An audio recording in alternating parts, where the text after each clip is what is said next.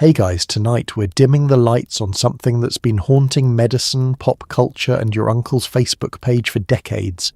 The 7 levels of drug addiction, ranked from the stuff that's mildly annoying to quit all the way down to the things that have entire government task forces, celebrity documentaries, and weeping pharmacists dedicated to stopping.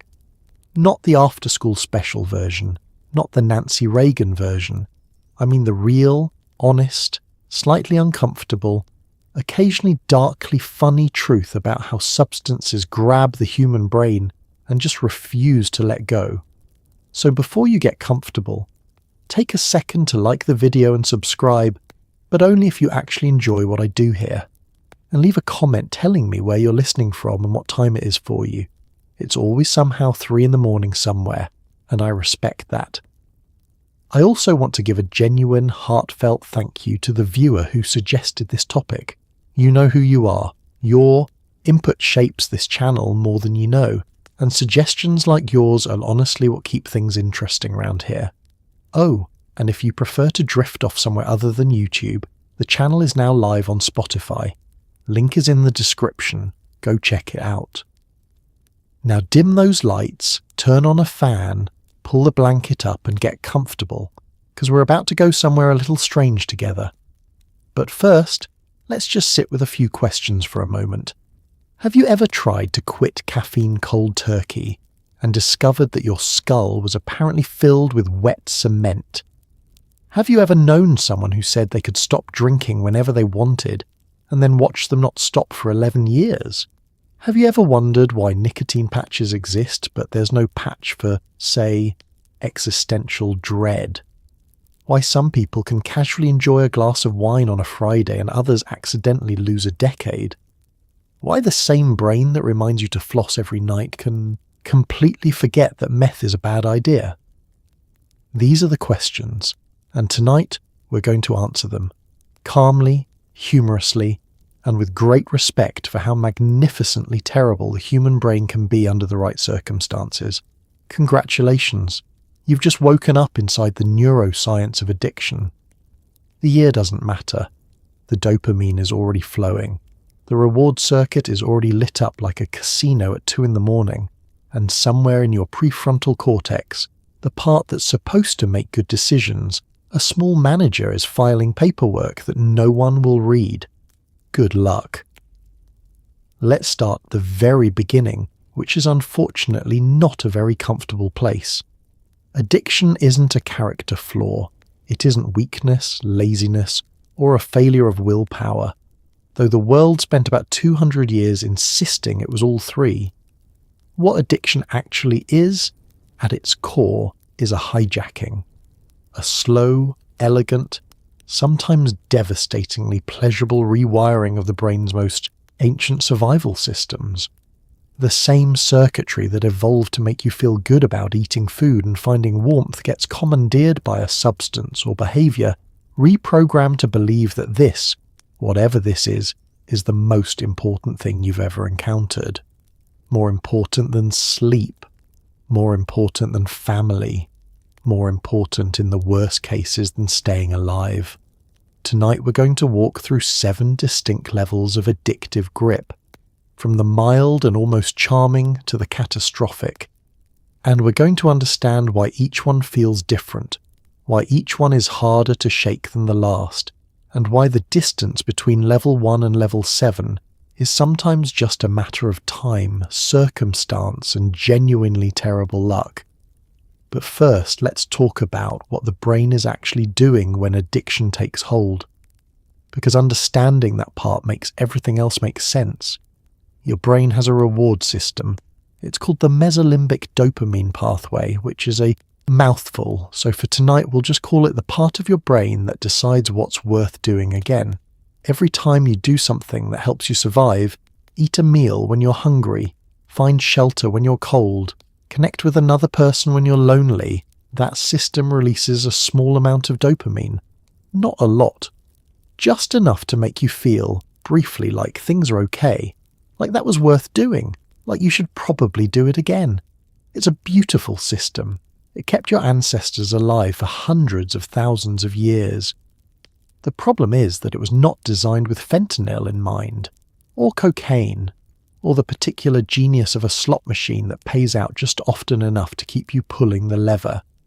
The reward system has no filter for this is too much. It simply responds, it records, it files the experience under do this again, urgently, and then waits. Here's what makes it a hijacking rather than just a bad habit. A habit is something you do because it works reasonably, well, and you haven't bothered to change it. Addiction is something the brain has reclassified as survival. Not helpful, not enjoyable, survival. The brain structures involved in addiction are the same ones that process hunger and thirst and the fear of physical danger. When addiction takes hold fully, the brain isn't saying I would enjoy some of that, it's saying I need that to function. The distinction sounds subtle. The experience of it is anything but, and here is the part that tends to surprise people. That reclassification doesn't happen because someone is weak or irresponsible or doesn't love their family enough. It happens because the brain is doing exactly what brains are built to do. It encountered something that lit up the reward system with unusual intensity, and it adapted around that intensity the way it adapts around anything important. With dedication, with efficiency, with a thoroughness that would be genuinely impressive if it weren't so catastrophic. So when you hear someone say they know they should stop but they can't, that's not a metaphor, that's not an excuse.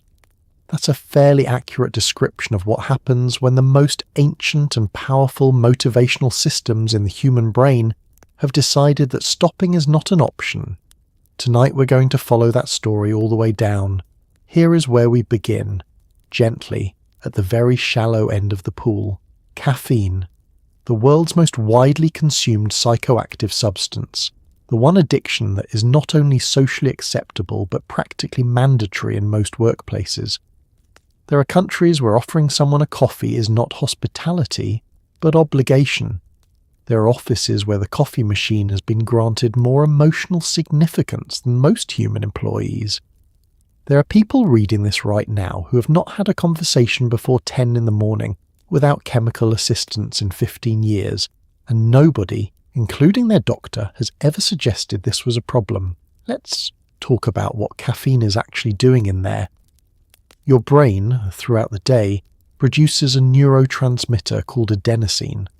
Adenosine accumulates the longer you're awake, binding to specific receptors and gradually creating the sensation of tiredness.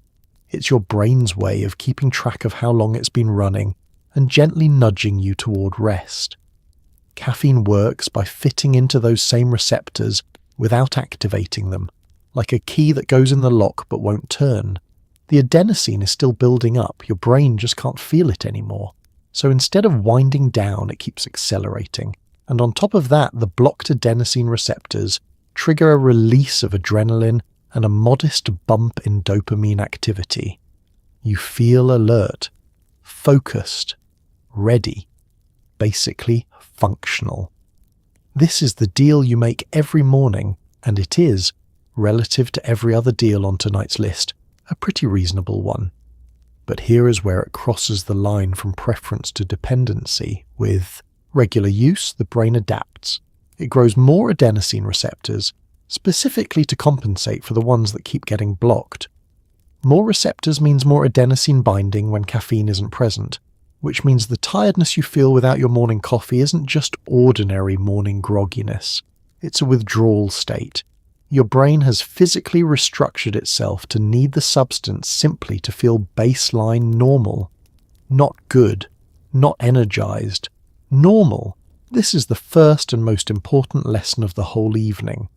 The brain's capacity to adapt to a substance so completely that the substance becomes necessary for basic functioning is not unique to caffeine. It is the same process at work in every addiction on this list. The difference is only in the speed, the severity, and the cost of the adaptation. Caffeine withdrawal, when it comes, is deeply unpleasant in a very undramatic way. The signature headache, which arrives somewhere behind the eyes and settles in for the day, like an uninvited houseguest is caused by blood vessel dilation. Without caffeine blocking adenosine receptors, the blood vessels in the brain relax and widen, and the change in pressure is experienced as a persistent, nagging, motivationally crushing ache. Alongside the headache comes fatigue, difficulty concentrating, irritability, and a vague but pervasive sense that the world has become slightly less worth dealing with. It typically peaks around 24 to 48 hours and resolves within about a week. Nobody's going to lose their home over caffeine withdrawal. Nobody's going to steal from their family or spend the night in an emergency room. By the metrics we'll be using for the rest of this list, this barely registers. And yet it is a real chemical dependency. The brain has changed in response to it. Stopping requires pushing through a withdrawal period that most people, when they've tried it, describe as genuinely miserable, and the rate of success among people who attempt to quit caffeine cold turkey is not especially high. Not because the withdrawal is dangerous, but because the discomfort is persistent enough, and the substance is available enough and socially encouraged enough that there is simply very little reason to persist, which is, it turns out, a pattern that will repeat itself in escalating form for every level that follows. Before we go any further down the list, we need to talk about dopamine, because dopamine is the reason any of this is happening at all, and understanding it properly changes the entire texture of the conversation. You've heard the word, you probably know it's the feel-good chemical, but that framing is a little too simple and a lot too cheerful, and it leaves out the part that actually matters for tonight's purposes. Dopamine isn't really about pleasure. It's about anticipation. It's about the brain saying something rewarding is about to happen and flooding your system with motivation, focus, and a low-level insistence that you pursue the thing. The pleasure, when it comes, is almost secondary. The dopamine spike happens before the reward, not during it. It's the lean forward, the reaching for, the I need that feeling. Understanding this one distinction explains more about addiction than almost anything else. In a healthy brain, this works beautifully. You see food when you're hungry, dopamine rises.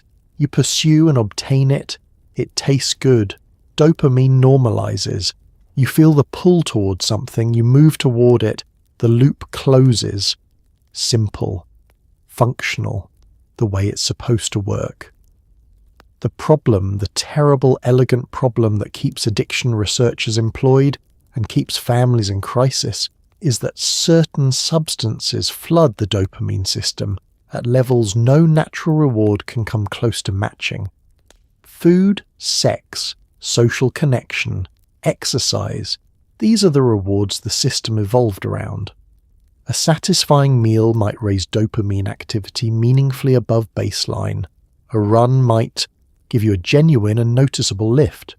But cocaine raises dopamine levels by something close to 300% above baseline. Methamphetamine by something closer to 1,000. The brain, designed to respond to much smaller signals, receives this as the most significant reward event in its entire experience. Bar none. Nothing you've ever eaten, achieved, or felt compares to what the brain just decided it felt. And then the brain does what brains do. It adapts, it compensates, it downregulates the number of dopamine receptors because it has concluded, reasonably enough given the evidence, that it must be producing far too many for the signals it's receiving. Baseline dopamine activity drops. The ordinary world, the world that existed before, begins to look genuinely flat and grey and insufficient. Not because the world has changed, because the measuring instrument has been recalibrated around an extreme. This is the neurological foundation of craving. A craving is not a whim, or a preference, or a moment of weakness. It is the brain's reward system detecting the absence of something it has been trained to classify as essential, and generating an urgent signal to fix that absence. It feels like hunger. It feels like thirst. It is, at the level of the brain structures involved, processed very similarly. and the prefrontal cortex, the part of the brain that can evaluate this signal and say, actually, that's not a good idea, is exactly the part most damaged by chronic substance use. The fire alarm is fully functional. The person whose job it is to investigate before evacuating the building has been compromised. This is what a craving is, not a choice, an event. There is a particular cruelty in the way the system works over time. The substance that initially produced the extraordinary dopamine flood produces it less and less efficiently with repeated use, as the brain keeps adapting. The reward fades, the craving doesn't. The person is now using not to feel good, but to feel okay, to restore something close to normal, to quiet a signal that will not stop regardless of how clearly the rest of their brain understands that the answer is making everything worse. Understanding this is not the same as excusing everything that follows from it, but it is necessary for understanding anything at all. Nobody wants to hear this one. We're going to talk about it anyway, because leaving it out would be dishonest, and also because at least 2/3 of the people listening right now have had the experience of opening a bag of something with every intention of eating a reasonable amount of it, and then, 40 minutes later, sitting in mild confusion wondering what exactly happened. Let's establish the context. Processed sugar and hyperpalatable foods, which is the term researchers use for foods that have been specifically engineered to be extremely difficult to stop eating, occupy a strange and deeply contested space in addiction science. They are not narcotics. They are not going to land anyone in a rehabilitation facility. The food industry, for reasons that are not even slightly mysterious, would very strongly prefer we not use the word addiction in this context at all. They have invested considerable resources in promoting alternative framings, preference, enjoyment, personal choice, lifestyle. The framing matters because different words lead to different policy conversations, and different policy conversations potentially lead to different regulatory outcomes, and different regulatory outcomes potentially affect profit margins. That's not a conspiracy. That's just how industries work. But the brain doesn't particularly care about corporate branding. And what studies in both animal models and humans have consistently shown is that sugar can trigger dopamine responses that, while not as dramatic as hard drugs, follow the same basic architecture. Rats with access to sugar show escalating consumption over time, signs of tolerance, and withdrawal-like behavior including anxiety and teeth chattering when sugar is removed. Studies in humans using brain imaging have shown that seeing or eating highly palatable food activates the same reward circuits involved in substance addiction, and that for some people, those circuits respond in ways that look neurologically similar to what's seen in people with substance use disorders. The cycle is recognizable. Craving, consumption, brief satisfaction, return of craving, often stronger than before. The particular genius of processed food is that it is engineered to never quite satisfy. The exact combinations of sugar, fat, salt, and texture that food scientists have identified as maximally stimulating what some researchers call the bliss point, are calibrated to keep the reward circuit engaged without ever fully resolving the signal. You eat, you feel briefly good, you want more. This is not an accident of formulation. It is the point of formulation, the distinction between this and harder addictions. The reason it sits at level 2 rather than higher on the list is important. The grip is genuinely milder. The withdrawal is discomfort and cravings rather than physical agony. The functional impairment, while real for some people, rarely reaches the level of destroying jobs, families and health in the immediate and dramatic ways associated with the substances we'll discuss later. Most people who eat too much processed sugar are not, by clinical standards, addicted to it in the full diagnostic sense of the word. But here is what keeps it on the list. The scale is enormous. The substances are legal, enthusiastically marketed, aggressively accessible, and for many people, among the most emotionally loaded substances in their lives. Food is comfort and memory and culture and love.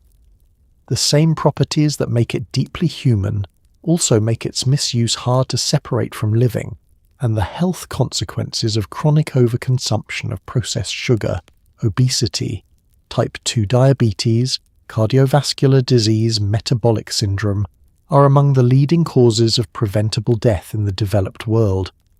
A mild grip, applied to billions of people over decades, produces an enormous amount of harm. Level 2, but not nothing. This is the question that haunts every conversation about addiction and most family dinners in certain households. Two people try the same substance, same amount, same situation, same night. One of them thinks that was interesting, I suppose, and goes home and essentially doesn't think about it again. The other thinks about it for the next several years while everything else in their life slowly rearranges itself around the pursuit of more. The difference is not entirely about choices. A significant portion of it, somewhere between 40 and 60% depending on the substance and the study, is written into the biology before the first exposure ever happens. We need to talk about genetics, because genetics is one of the most misunderstood factors in addiction, and one of the most important. When researchers say that addiction has a significant heritable component, they don't mean that some people are born as addicts. They mean that the genes you inherit from your parents affect how your brain's reward system is wired, how sensitive it is to dopamine, how efficiently it produces and processes neurotransmitters, how strongly it encodes reward memories, and how well the prefrontal cortex can regulate impulses generated by the reward system. All of these things vary between people, and all of them affect vulnerability to addiction. Some people are born with reward systems that are naturally somewhat less sensitive than average. Their baseline dopamine activity is a little lower, which means they're less easily satisfied by ordinary pleasures and more strongly motivated by novelty and intensity. This makes them more vulnerable to addiction, because the first time they encounter a substance that dramatically elevates dopamine activity, the contrast with their baseline is enormous. The experience feels revelatory in a way it simply doesn't for people whose baseline is higher. It also, interestingly, makes these same people somewhat more likely to be drawn to high-risk, high-reward activities in other areas of life, entrepreneurship, extreme sports, creative fields, anything that offers the possibility of exceptional reward. The same wiring that increases addiction risk also correlates with certain kinds of drive and ambition. Biology is rarely simple. There are also genetic variations that affect how quickly the body metabolizes certain substances. People who metabolize alcohol slowly, for example, tend to experience more prolonged and intense effects from smaller amounts, which can be either protective, because the adverse effects also last longer, or risk increasing depending on how the experience is interpreted. Variations in the genes that regulate opioid receptors affect how strongly the brain responds to opioids. Variations in serotonin and dopamine transporter genes affect mood regulation in ways that interact with substance use. The picture is complex, polygenic, and still being worked out by researchers, but the broad finding is consistent. The genetic deck is not stacked the same for everyone. This matters practically because it means that if your family history includes people who struggled with substances, that is real information about your own risk profile, not a prophecy, not certainty, a loading of the dice. The genetic vulnerability doesn't pull the trigger. Environment, stress, trauma, availability, and circumstances do that. But it does mean that the first exposure to certain substances may feel different to you than it does to someone with a different genetic profile.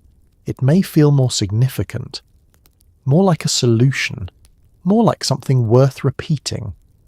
Knowing this in advance is one of the more useful pieces of self-knowledge a person can have, even if it arrives too late for some, and even if it came from a family tree nobody asked to be part of. Nicotine is the great deceiver of the addiction world. It doesn't announce itself. It doesn't make you feel dramatically altered. It doesn't make you act strangely at parties. It doesn't cause you to miss your nephew's birthday or spend the night explaining your decisions to a police officer. It is, by most social and functional metrics, completely invisible. You smoke a cigarette, or use a patch, or hit a vape that tastes inexplicably like a mango that's never met a real mango, and you feel a small calm, a brief clarity, a mild relief from a low-level anxiety that, without your noticing, the nicotine itself has been steadily generating in the hours since your last dose. The relief feels like relaxation. It is not relaxation. It is the temporary resolution of a withdrawal symptom that nicotine itself created. You are, in the most circular and unfair arrangement imaginable, paying the, because to briefly treat the symptom. Here is how nicotine actually works. When nicotine enters the bloodstream and crosses into the brain, it binds to acetylcholine receptors, the same receptors used by one of the brain's primary communication neurotransmitters.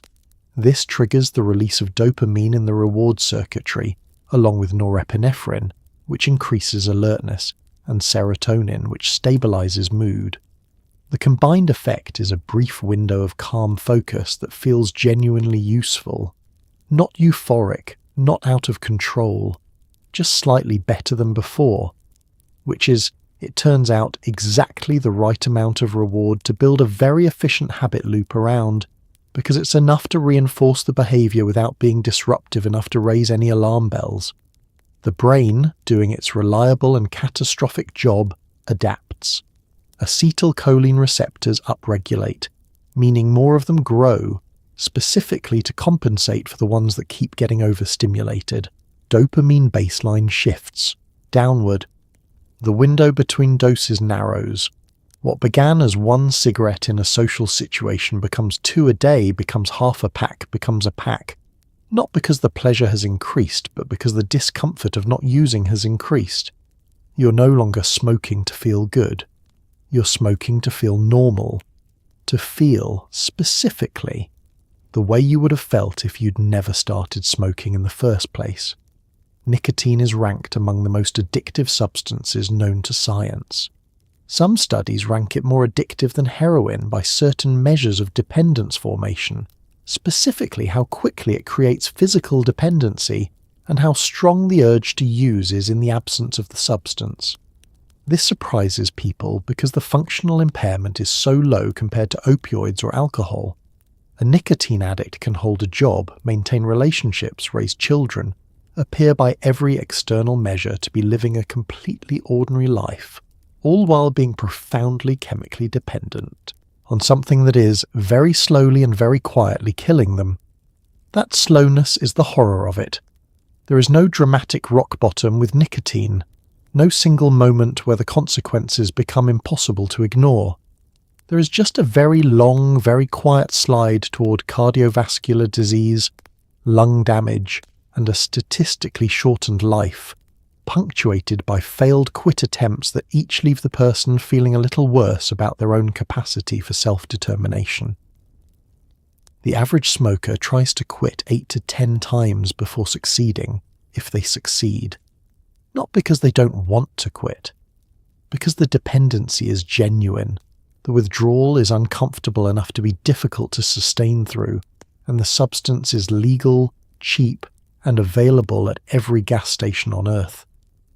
Level 3. Quiet, persistent, and, for the people trapped in it, one of the more demoralizing places on this list to live. If you want to understand why addiction is so much harder to escape than it looks from the outside and why it keeps pulling people back even when they genuinely want to stop, you need to understand the relationship between stress and the brain's reward system, because they are, it turns out, dangerously entangled in ways that addiction science has spent decades untangling and is still working on. Let's start with what chronic stress actually does to a brain. Not the stress of a bad morning or a difficult meeting. Chronic stress. The kind that comes from poverty, from trauma, from abuse, from social isolation, from grief that doesn't resolve, From the particular and relentless grind of a life where the threats are ongoing and the resources to manage them are insufficient. That kind of stress does something specific and measurable. It increases the brain's corticotropin-releasing factor, a stress hormone that affects the reward system directly, making it more sensitive to the effects of addictive substances and less sensitive to ordinary pleasures. It reduces activity in the prefrontal cortex, the part responsible for impulse control and long-term decision-making. It dysregulates the dopamine system in ways that look, on a brain scan, remarkably similar to the early stages of addiction itself. In other words, chronic stress primes the brain for addiction before any substance ever enters the picture. Now introduce a substance, not necessarily a hard drug, could be alcohol, could be nicotine, could be prescription painkillers after an injury. For a brain living under chronic stress, the first time a substance genuinely quiets the nervous system, the first time the anxiety drops and the muscles unclench, and the relentless background noise of a stressed life goes briefly quiet, the brain doesn't file that under pleasant experience. It files it under solution, under relief, under the same category as food when you're starving, or water when you're genuinely thirsty. The encoding is stronger, faster, and more durable than it would be in a brain that wasn't already under that kind of load. This is why addiction rates are consistently and significantly higher in communities experiencing poverty, unemployment, housing instability, and social disruption. It is not because people in those communities have worse values or less willpower, or make worse choices.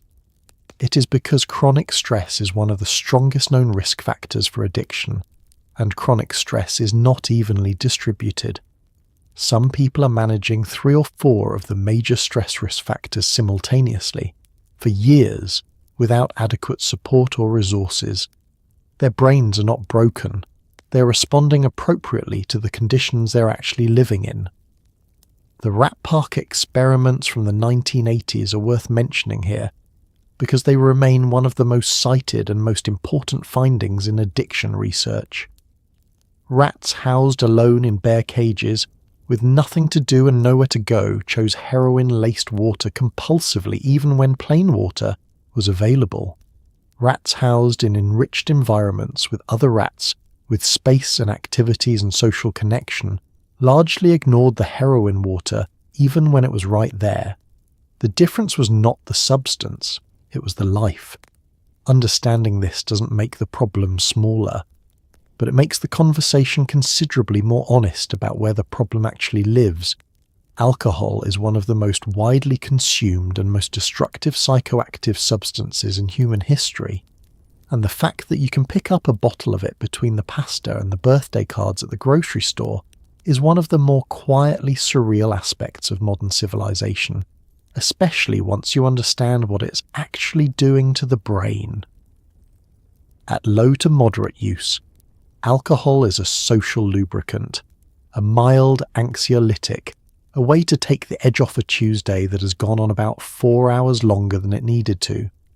At chronic heavy use, it is a neurotoxin that damages the brain, destroys the liver, systematically dismantles every meaningful relationship a person has, and creates a physical dependency so thorough and so dangerous that stopping without medical help can kill you. That's not a metaphor or an exaggeration. It is a documented pharmacological fact that gets underreported because alcohol is so normalized that people forget it's a drug at all. Let's talk about what alcohol does in the brain, because it's worth understanding. Alcohol is a central nervous system depressant. It primarily works by enhancing the effects of GABA, the brain's main inhibitory neurotransmitter, while simultaneously suppressing glutamate, the main excitatory one. The result is that the brain's overall activity is dampened, anxiety decreases, inhibitions loosen. The internal monologue that usually maintains constant vigilance about what you're saying and how you're coming across goes briefly quiet. For a lot of people, especially people whose nervous systems run hot, this feels like relief, like peace, like finally being able to stop bracing. The brain notices this. The brain files it carefully. With repeated heavy use, the brain compensates for the constant presence of a depressant by upregulating its excitatory activity and downregulating its inhibitory activity. It essentially turns the volume up on everything that alcohol was turning down. This works fine when alcohol is present.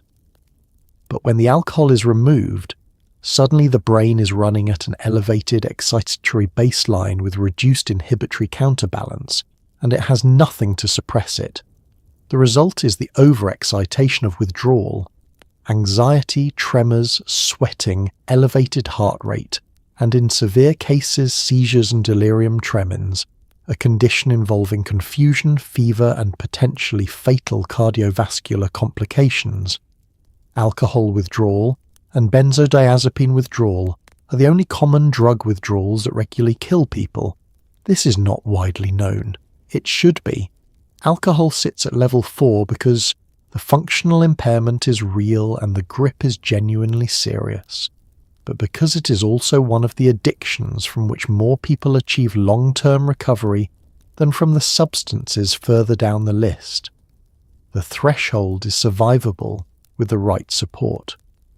The tragedy is that the support tends to arrive late, because alcohol is so woven into social life that the point at which use has crossed from recreational to dependent is genuinely hard to identify from the inside, and because the cultural conversation around alcohol still treats it more as a lifestyle than a drug, right up until it isn't. Most people, when they picture drug withdrawal, are imagining a single scene. Someone sweating through sheets in a dark room, shaking, nauseous, profoundly miserable. And for some substances that picture is accurate. But withdrawal is actually a much broader and more varied phenomenon than that single image, and understanding the range of it helps explain why different substances are so difficult to quit in such completely different ways. At the mild end, which we've already visited, caffeine withdrawal is a persistent low-grade headache, a cognitive fog that makes simple tasks feel effortful, and an irritability that is impossible to fully conceal from the people around you. It peaks around day 2, resolves within a week, and while unpleasant, is not the kind of experience that reorganizes a life around avoidance. Nicotine withdrawal is less physical than it is psychological. The restlessness, the inability to concentrate, the way every cigarette break you used to take is now just a gap in the day, where something used to happen and now doesn't. The irritability of nicotine withdrawal is famous and deserved. People who are quitting smoking are not fun to be around for about 2 weeks. This is not a character criticism, it is a physiological reality. Alcohol withdrawal, as discussed, sits at the serious end of the physical spectrum. The early stages look like a bad hangover, sweating, tremors, nausea, anxiety. But in people with significant physical dependency, the second or third day can bring seizures and, at its worst, delirium tremens, during which the brain's dysregulation becomes severe enough to be life-threatening. This is why alcohol detox in clinical settings involves medications, typically benzodiazepines, to manage the neurological storm. The severity of withdrawal is a direct measure of how thoroughly the brain has adapted to the substance's presence. Opioid withdrawal is not usually fatal in healthy adults, but it is described by virtually everyone who has experienced it as one of the more reliably awful things a body can do. The term flu-like symptoms, which appears frequently in clinical literature, understates the experience considerably. You have simultaneous bone pain, muscle cramping, chills, sweating, diarrhea, vomiting, severe anxiety, insomnia, and a psychological desperation that is entirely separate from the physical symptoms. The body feels wrong in every direction at once for several days. Then it begins to ease. Then it continues in milder form for weeks, in a phase called post-acute withdrawal syndrome, where the mood remains flat and the cravings remain present and the world still feels slightly less rewarding than it should. Methamphetamine withdrawal doesn't look like the others. There's no dramatic physical revolt, there's just an absence. Specifically, the absence of any ability to feel normal amounts of pleasure in anything, because the dopamine system has been so thoroughly depleted and downregulated that ordinary life produces almost no reward signal at all.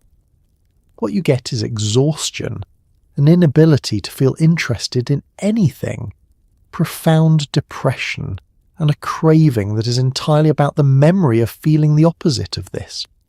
The body isn't in agony. The person simply cannot find a reason to stay stopped, which, depending on how you measure misery, might actually be worse. One of the most significant and devastating drug crises of the last half-century began not in an alley or a crack house or any of the locations where popular imagination tends to place these stories. It began in doctors' offices, clean, well-lit, respectable doctors' offices, with framed diplomas on the wall and a receptionist who validated your parking.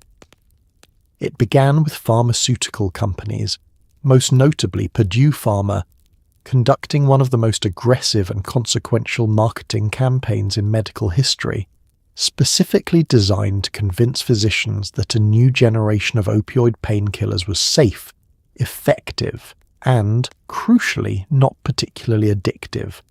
Sales representatives visited medical offices with gifts, meals, and carefully selected data. Sponsored continuing education events promoted opioids as the compassionate and responsible treatment for chronic pain.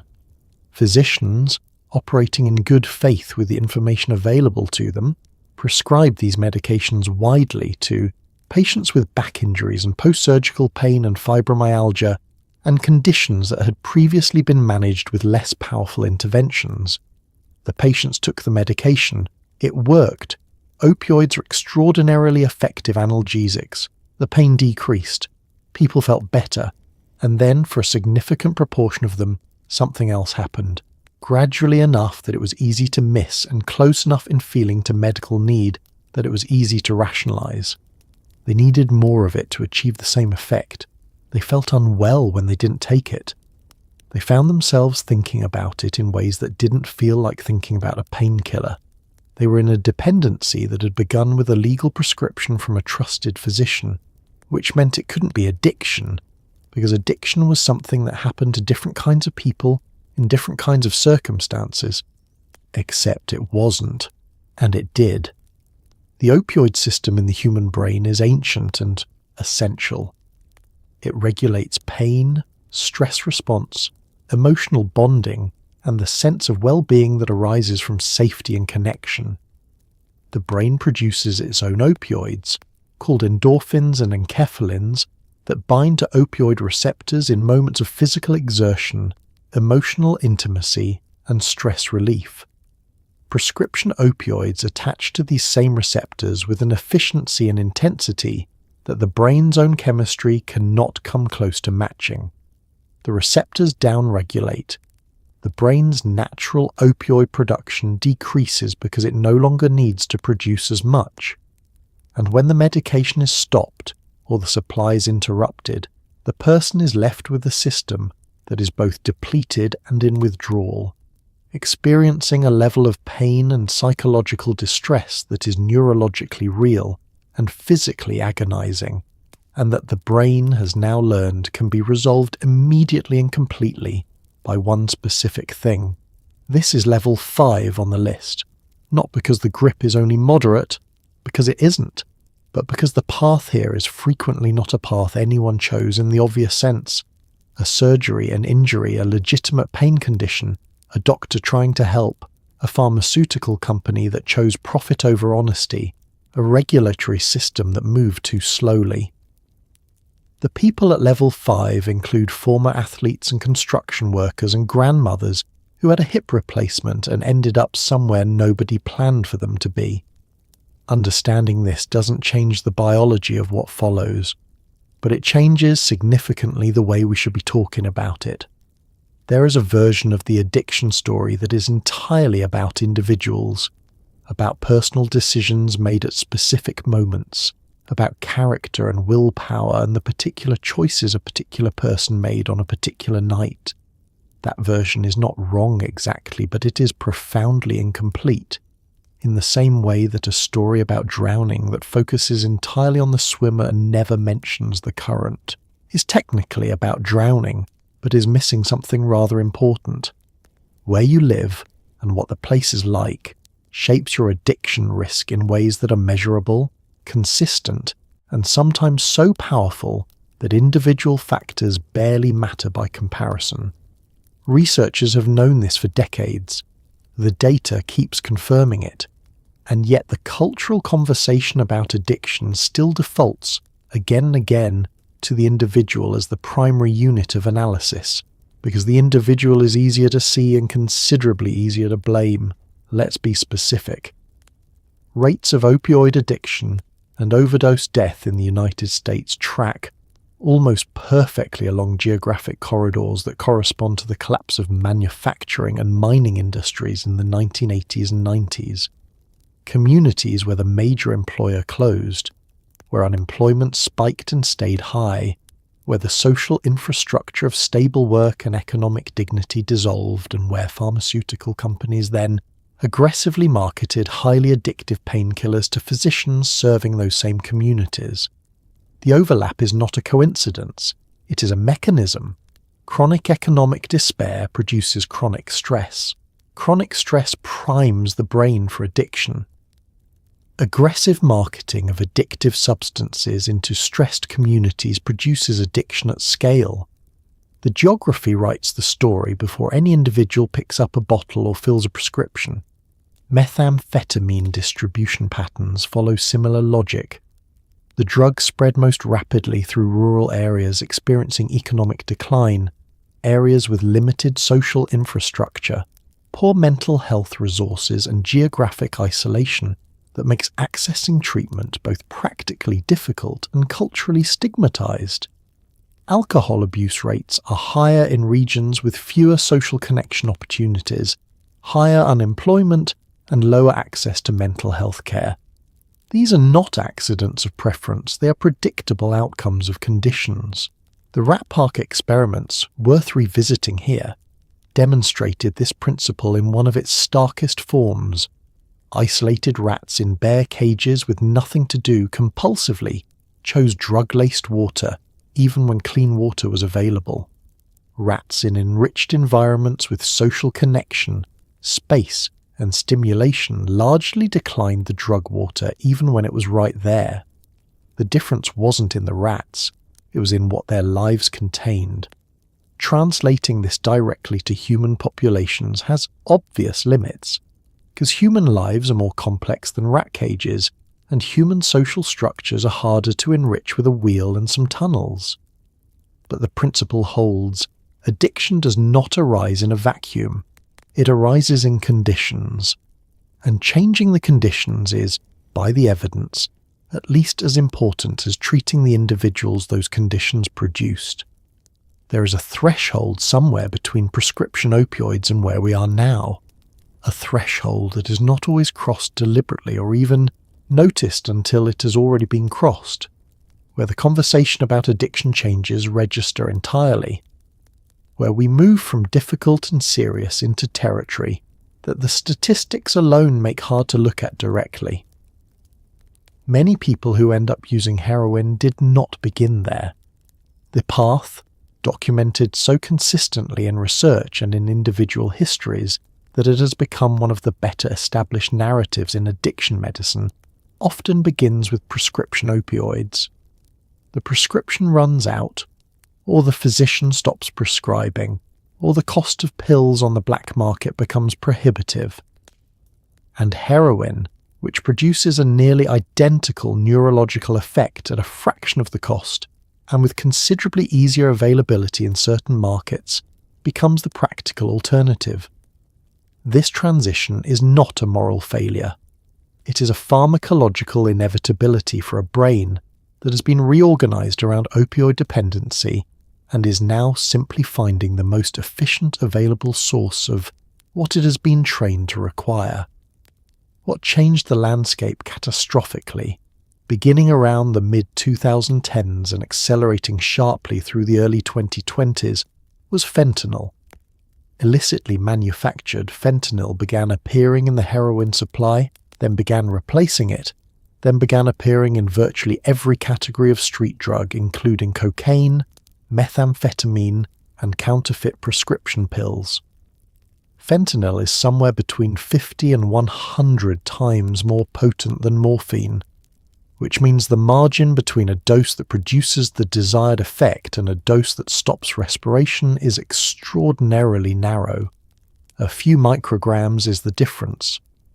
And because illicitly manufactured fentanyl varies enormously in concentration, even within the same batch, the dose that was survivable yesterday can be fatal today. The overdose numbers from the fentanyl era are genuinely difficult to process. In the United States, drug overdose deaths surpassed 107,000 in a single year in the early 2020s. That number exceeds American combat deaths in Vietnam in a single year, every year, for several years running. Canada, the United Kingdom, and Australia have experienced parallel crises scaled to their populations. Behind each number is a specific person, with a specific history, who had people who loved them, and things they were good at, and a story that the addiction did not erase, but rerouted, sometimes for years, before the math of the fentanyl supply finally ran out. Level 6 sits here not because the human cost is greater than Level 7, but because the mechanism of death at this level is increasingly not even the addiction itself, but the contamination of the supply by something far more lethal than what the person believed they were using. This is a distinction that matters enormously for how we think about solutions. A person who dies of a fentanyl overdose while using heroin is not simply a person who made a bad choice. They are, in a very specific sense, a person who was poisoned. And the response to poisoning is different from the response to a lifestyle. One of the most important contributions neuroscience has made to the understanding of addiction in the last 30 years is the ability to actually look inside the brain of someone with a long-term substance use disorder and see what has changed, not infer it, not theorize about it, see it on a brain scan with a clarity that has permanently altered the conversation about what addiction is and what recovery requires. What those scans show, consistently and across substance types, is that long-term addiction is not just a behavioral pattern sustained by chemical dependency. It is a structural and functional reorganization of the brain itself. The changes are measurable, specific, and in some areas quite profound. And they do not resolve the moment the substance is removed. They persist well into recovery, sometimes for months, sometimes for years, which is one of the more important and underappreciated facts about what early recovery actually involves. The prefrontal cortex is the area most consistently and most significantly affected. This is the part of the brain responsible for planning, impulse control, weighing consequences, and regulating the emotional and motivational signals coming up from deeper brain structures. In people with long-term addiction, the prefrontal cortex shows reduced volume, reduced metabolic activity, and reduced connectivity with the reward circuitry it's supposed to be moderating. In plain terms, the braking system has been degraded. The part of the brain that is supposed to evaluate a craving and say, actually, let's think about this has been specifically compromised by the process that generates the cravings. This is why the advice to simply use more willpower is not just unhelpful, but neurologically incoherent. Willpower is, in a very real sense, a prefrontal cortex function. Telling someone with addiction to use more willpower to overcome their addiction is like telling someone with a broken leg to just walk it off. The instrument you're asking them to use is precisely the instrument that has been damaged. The amygdala, which processes emotional responses and threat detection, shows increased reactivity in people with addiction, particularly in response to drug-related cues and stress. The hippocampus, involved in memory formation, encodes drug-associated memories with an intensity and durability that exceeds most other categories of experience. The reward circuitry, as we've discussed, is desensitized at the baseline and hypersensitive to drug-specific cues simultaneously, a combination that makes ordinary life feel flat while making drug-related triggers feel urgent and overwhelming. The good news, and there genuinely is good news here, is neuroplasticity. The brain that reorganized itself around a substance can, over time and with the right support, reorganize itself again. Imaging studies of people in long-term recovery show measurable improvements in prefrontal cortex function and reward system normalization over months and years. The recovery isn't complete for everyone. The timeline varies significantly, and the first year or two, during which the brain is still significantly altered from its pre-addiction state, are the most vulnerable period precisely because the machinery used to sustain recovery is still being repaired, which is why early recovery is not the finish line. It is the beginning of a separate and demanding project. The statistics on the relationship between childhood trauma and addiction are consistent enough, across enough decades of research and enough different methodologies, that they cannot reasonably be treated as coincidental anymore. People who experienced abuse, neglect, household dysfunction, parental addiction, domestic violence, or other adverse childhood experiences are significantly more likely to develop substance use disorders as adults. The relationship is dose-dependent, meaning the more categories of adverse experience a person encountered in childhood, the higher the risk. It is one of the most replicated findings in behavioral health research and one of the most consistently underemphasized in public conversations about addiction. The reason is not mysterious, though it is complicated. Trauma, particularly early and repeated trauma, changes the developing brain's stress response systems in ways that are measurable on scans and persistent into adulthood. The hypothalamic pituitary adrenal axis, which regulates the body's stress hormone response, becomes dysregulated. The nervous system learns to stay in a heightened state of alertness because historically threats were real and frequent, and the cost of being caught unprepared was severe. The capacity to regulate strong emotions without external assistance is reduced, because the prefrontal cortex, which is still developing well into the mid-20s, was developing in an environment of chronic stress and did not develop the same regulatory architecture it might have in safer conditions. What this produces, in practical terms, is an adult who carries a nervous system that runs persistently hot. Not always, obviously, not always in ways that are visible to the outside world, but internally the baseline level of tension, anxiety and difficulty settling is significantly higher than it is for people who did not grow up in threatening environments. Managing this costs energy every day. It is exhausting in ways that are hard to explain to people who don't experience it. Now consider what happens the first time that nervous system encounters a substance that quiets it, really quiets it, in a way that nothing before has managed. The alcohol that makes the constant vigilance go briefly silent. The opioid that replaces the persistent low-level pain with warmth and ease.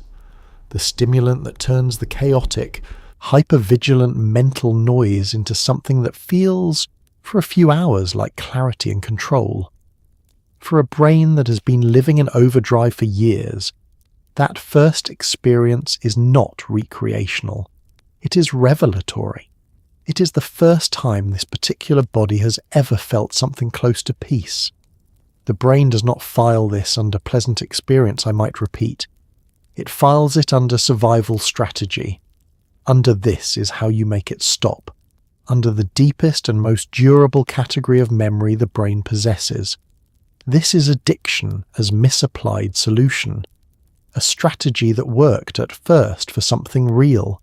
A nervous system that found temporary relief from genuine suffering and learn to need the source of that relief with the same urgency it originally felt the suffering.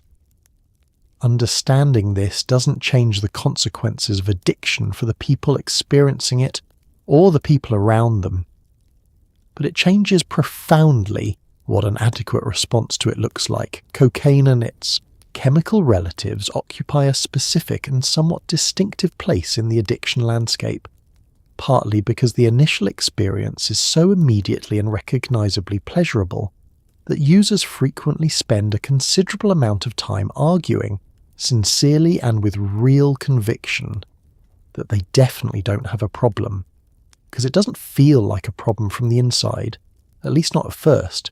It feels like an upgrade. It feels like the best version of a night out you've ever had. It feels, if you want to get specific about it, like confidence and wit and energy, and the absolute certainty that you are exactly the most interesting person in any room you happen to be standing in. Here is what's actually happening. Cocaine works primarily by blocking the reuptake of dopamine, norepinephrine, and serotonin in the brain synapses. Normally, after a neurotransmitter is released and does its job, it gets reabsorbed by the releasing neuron so it can be recycled and used again. Cocaine blocks the transporters responsible for that reabsorption, which means the neurotransmitters keep accumulating in the synapse, keep stimulating the receiving neurons, keep producing their effects far beyond what the brain intended. The dopamine flood is enormous, somewhere in the range of 300% above baseline. The norepinephrine spike increases heart rate and alertness. The serotonin elevation improves mood. The combined effect is an intensity of positive experience that the brain's natural chemistry simply cannot generate. The crash is proportional, because it has to be. What goes up that far comes down correspondingly hard. The dopamine that flooded the synapse during the high is now depleted. The receptors that were overstimulated are now quiet. The brain that was briefly running at 300% above baseline is now running well below it. In a trough of depletion that expresses itself as irritability, fatigue, anxiety, flat mood, and an urgent and insistent desire to feel like that again. This is not a character weakness. This is a basic neurochemical rebound. The brain seeks equilibrium, and the way it seeks it, having just experienced an enormous spike, is by dropping below baseline. With repeated use, the pattern that emerges is dispiriting. The baseline dopamine level drops as the brain continues to downregulate its receptor density. The high becomes harder to achieve and shorter when it arrives. The crash becomes deeper and more difficult. The substance that initially felt like winning begins to feel necessary just to feel functional, and the amount needed to function keeps increasing while the capacity of the substance to deliver the original experience keeps diminishing. The person is running faster and faster to stay in the same place, which is an accurate description of stimulant addiction, and also, it turns out, a fairly good description of what it feels like to live inside it. Cocaine also carries significant cardiovascular risks because the norepinephrine surge it produces raises blood pressure and heart rate dramatically, and repeated exposure to those surges damages blood vessels and cardiac tissue in ways that accumulate quietly for years. The stimulant that felt like winning has, in the background, been running up a tab, and the tab, when it comes due, doesn't always announce we have arrived at the bottom of the list, and it is worth pausing here, not for dramatic effect, but because this particular level deserves a kind of honesty that sensationalism tends to obscure.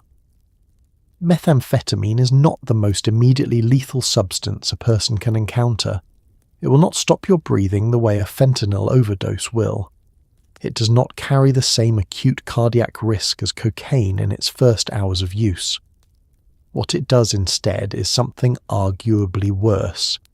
It systematically dismantles the brain's capacity to experience ordinary life as worth living over a period of months and years in a way that makes stopping feel neurologically unsurvivable even when the person desperately wants to stop. That is a specific and particular kind of damage, and it sits at the bottom of this list because of it. Here is what methamphetamine does that separates it from everything else on this list. It causes dopamine to flood the synaptic gap at roughly 1,000% above baseline. For reference, cocaine, which we described as producing an extraordinary and overwhelming dopamine response, produces something closer to 300%. Methamphetamine does this by both blocking dopamine reuptake, like cocaine, and by actively forcing dopamine out of the neuron storage vesicles and into the synapse, essentially reverse engineering the release mechanism to produce an efflux that the brain's architecture was never designed to accommodate. The result is an intensity of reward signal that has no natural analogue in human experience. The brain's adaptive response to this is severe, swift, and lasting. Dopaminergic neurons in the reward circuitry in the prefrontal cortex are damaged, in some cases irreversibly, by the neurotoxic effects of sustained methamphetamine use. Dopamine transporter density, the infrastructure the brain uses to regulate dopamine activity, is significantly reduced in long-term users. Brain imaging studies show these reductions clearly, and they correlate directly with the behavioral and psychological symptoms that define the deep end of methamphetamine addiction: an inability to feel pleasure from anything, a flatness and greyness that pervades ordinary experience, a motivational collapse that makes even basic self-care feel genuinely beyond reach. This state is called anhedonia, the inability to experience pleasure, and it is the defining feature of methamphetamine withdrawal and early recovery. It is not depression in the ordinary sense, though it overlaps with depression and often co-occurs with it. It is specifically the absence of the reward signal. The world does not feel bad. It does not feel dangerous or threatening or painful. It simply does not feel like anything worth experiencing. Colours are duller. Food has no appeal. The things that used to matter don't produce any response. And the one thing that is known to immediately and reliably reverse this state is the substance that caused it, which is precisely why relapse rates for methamphetamine are among the highest of any substance, and why the period of early recovery from methamphetamine addiction is described by most people who have lived through it as one of the most psychologically grueling experiences imaginable. The recovery is possible. The brain's neuroplasticity means that dopamine systems can, over time, partially rebuild. Studies show meaningful improvements in dopamine transporter density after extended abstinence, typically measured in 1 to 2 years. But those 1 to 2 years have to be survived first, and surviving them, when every day feels neurologically hollow, is not a small ask. It sounds like common sense. If the substance is causing harm, stop taking it. Step away from the thing that's hurting you. Choose differently. And in certain specific contexts, for certain specific substances, at certain specific levels of use, that advice is basically fine. If your caffeine habit is giving you heart palpitations, stop drinking coffee. Be miserable for a week. You will survive and your heart will thank you. If you've been eating too much processed sugar and want to reset, stop. It's uncomfortable and the cravings are real, but you are not in medical danger.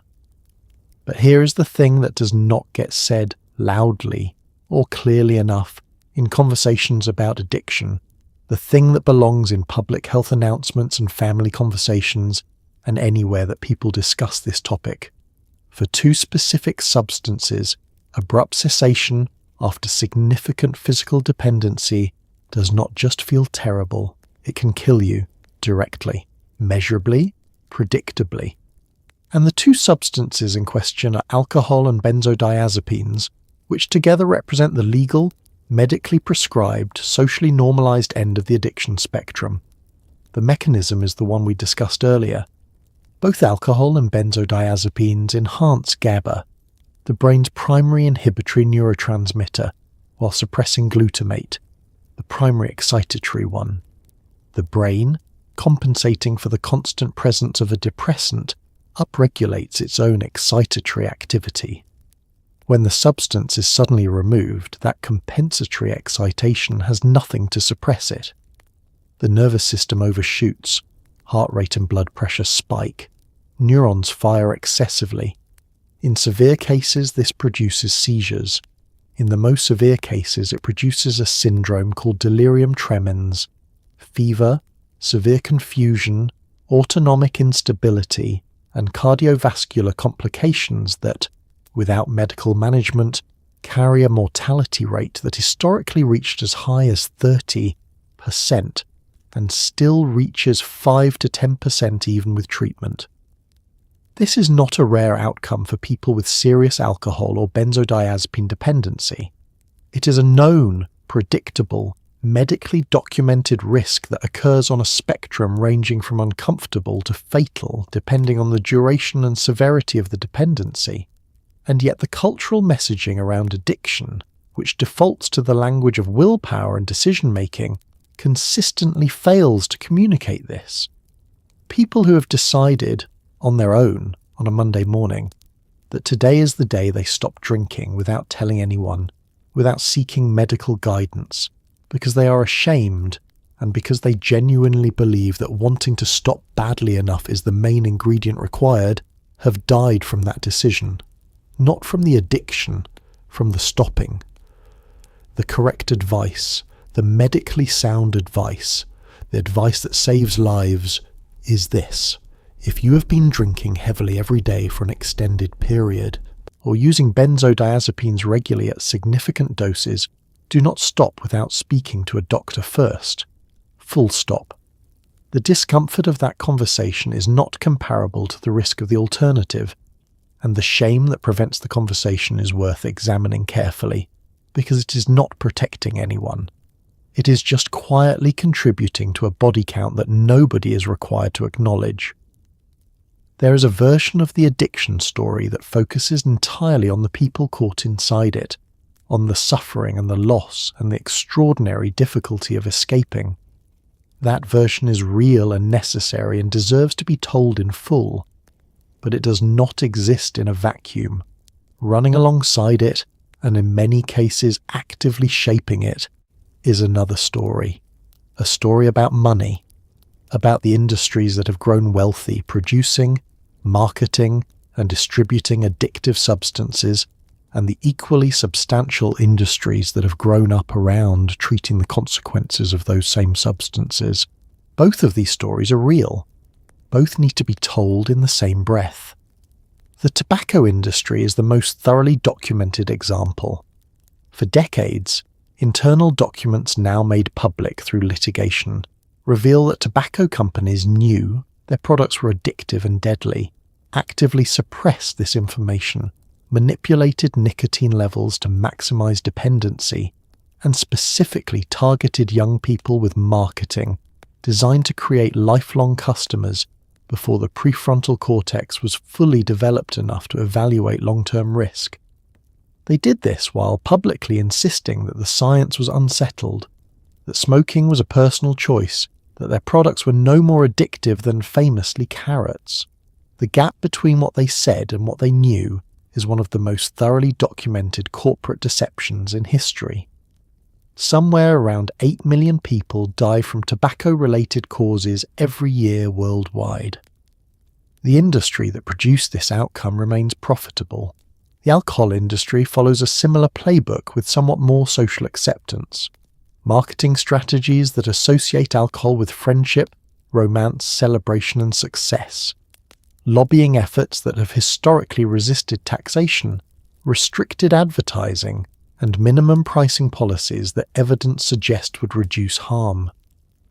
A cultural normalization so thorough that alcoholic beverages are the default social lubricant at virtually every adult gathering in the Western world, while their addictive properties and health risks are treated as footnotes rather than headlines.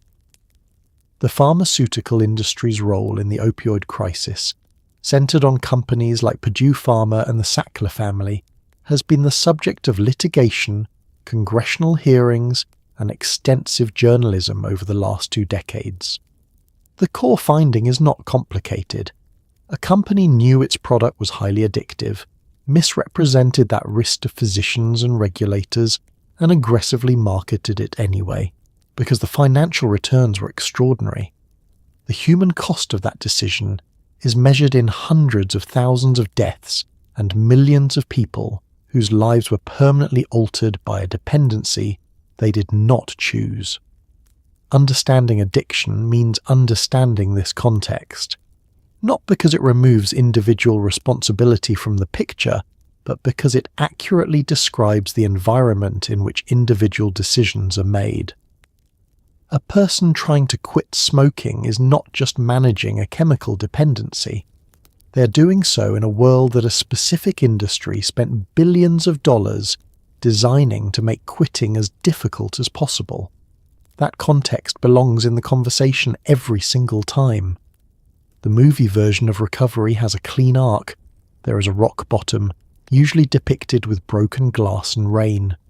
There is a moment of clarity, usually featuring a meaningful glance in a mirror or a phone call to a family member. There is a montage of hard work and honest conversations, and the gradual return of light to the face.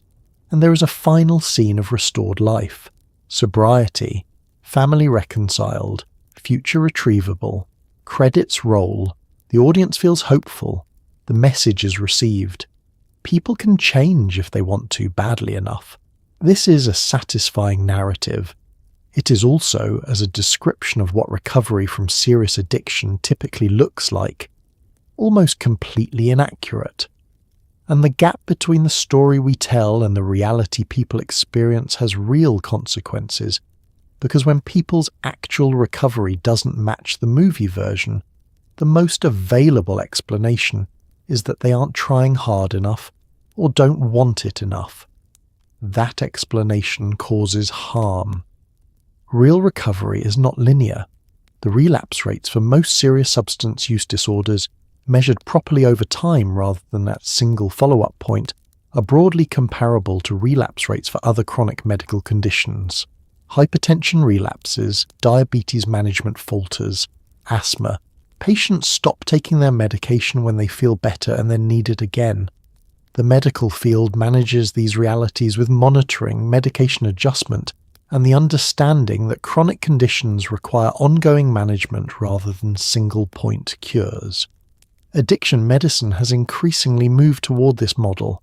The broader culture has not. What recovery actually looks like for most people who achieve it is something considerably messier and more incremental than the movie suggests. It often involves one or more relapses, which are not failures of the recovery, but data points in a longer process. It involves the gradual and sometimes frustratingly slow rebuilding of neurological function, relationships, practical life infrastructure, and a sense of identity that isn't organized around the substance. It involves the discovery that stopping was not the finish line but the starting gun. All the things the addiction allowed someone to avoid, the grief, the trauma, history, the relationship damage, the vocational derailment, all of it is still there, waiting patiently when the substance is no longer available to manage it with. It also involves, for many people, finding an entirely different relationship with themselves. Long-term recovery requires a quality of self-knowledge that a lot of people who haven't been through it don't have to develop. You learn, specifically and in detail, what your triggers are and how your own brain behaves under stress, and what conditions make you vulnerable, and what gives you genuine stability. This is not comfortable knowledge to acquire. The process of acquiring it is often the least cinematic stretch of a person's life. But the people who come out the other side of it tend to describe themselves with remarkable consistency as knowing themselves better and living more deliberately than they did before any of this began. Not in spite of what happened, sometimes uncomfortably because of it. Harm reduction is a public health philosophy built around a premise that sounds almost too simple to be controversial. Since some people are going to use drugs regardless of what laws, policies, or moral stances anyone adopts, The most ethical and effective approach is to reduce the likelihood that they will die or suffer permanent damage while doing so. Keep the person alive and as healthy as possible. Preserve the connection to care. Trust that a living person with ongoing support has a chance of eventually choosing recovery that a dead person definitively does not. It is, as public health philosophies go, about as pragmatic as they come. It is also, in the United States in particular and in several other countries, one of the most politically contentious approaches in the entire field of addiction medicine. Not because the evidence against it is strong. It isn't. The evidence for harm reduction is substantial, consistent, and accumulated over several decades across multiple countries, but because it violates a moral intuition that is deeply held in certain cultural and political contexts. The intuition that making drug use safer is the same as approving of drug use, and that approving of drug use is something that cannot be done without sending a message that drug use is acceptable, and that sending that message will increase drug use, and that increasing drug use will cause more harm than the harm reduction was preventing. This chain of reasoning has been studied. The evidence does not support it. Countries with comprehensive harm reduction programs, including needle exchanges, supervised consumption sites, widespread naloxone distribution, and drug checking services, have not seen increases in overall drug use. They have seen reductions in overdose deaths, reductions in blood-borne disease transmission, reductions in drug-related crime, and increased engagement with treatment services among people who use drugs. The outcomes are better. The moral objection remains. Naloxone is worth specific attention here, because it is one of the clearest examples of harm reduction working exactly as intended. Naloxone is a medication that reverses opioid overdoses rapidly and completely by displacing opioids from their receptors and restoring normal respiration in someone who has stopped breathing. It is safe, effective, inexpensive, and has no effect whatsoever on people who haven't taken opioids. In jurisdictions where it has been widely distributed to people who use drugs, to their families, to community members and first responders, overdose death rates have fallen measurably. People who were revived by naloxone have subsequently entered and completed treatment. Some of them are alive today precisely because someone had naloxone in their bag.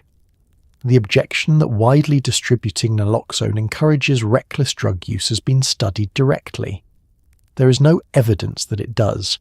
There is substantial evidence that it saves lives. The argument that saving those lives sends the wrong message is an argument that the message matters more than the lives.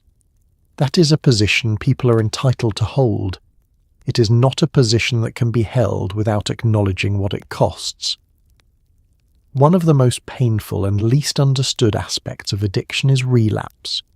Specifically, the kind of relapse that happens not in the first difficult weeks of early recovery, when everything is raw and the withdrawal is recent and the reasons for stopping are still fresh and urgent, but months or years later, long into what looked, from the outside and sometimes even from the inside, like solid and genuine recovery.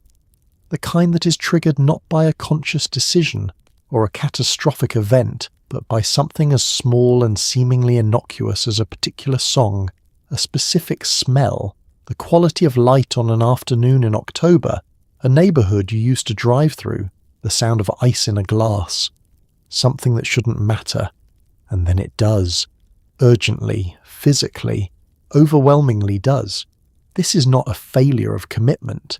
It is not evidence that the recovery wasn't real, or that the person didn't want it enough. It is the work of a neurological process called Cue-induced craving, and understanding it is one of the more important things anyone connected to addiction, whether personally or through someone they love, can do. During active addiction, the brain encodes powerful associative memories, linking the substance or behavior to every environmental detail present during use. The location, the time of day, the people present, the emotional state, the music playing, the particular way the light fell.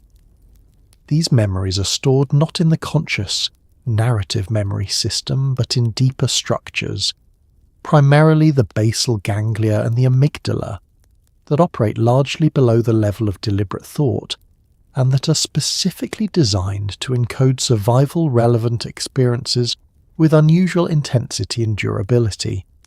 These structures don't particularly respect the passage of time the way the conscious memory system does.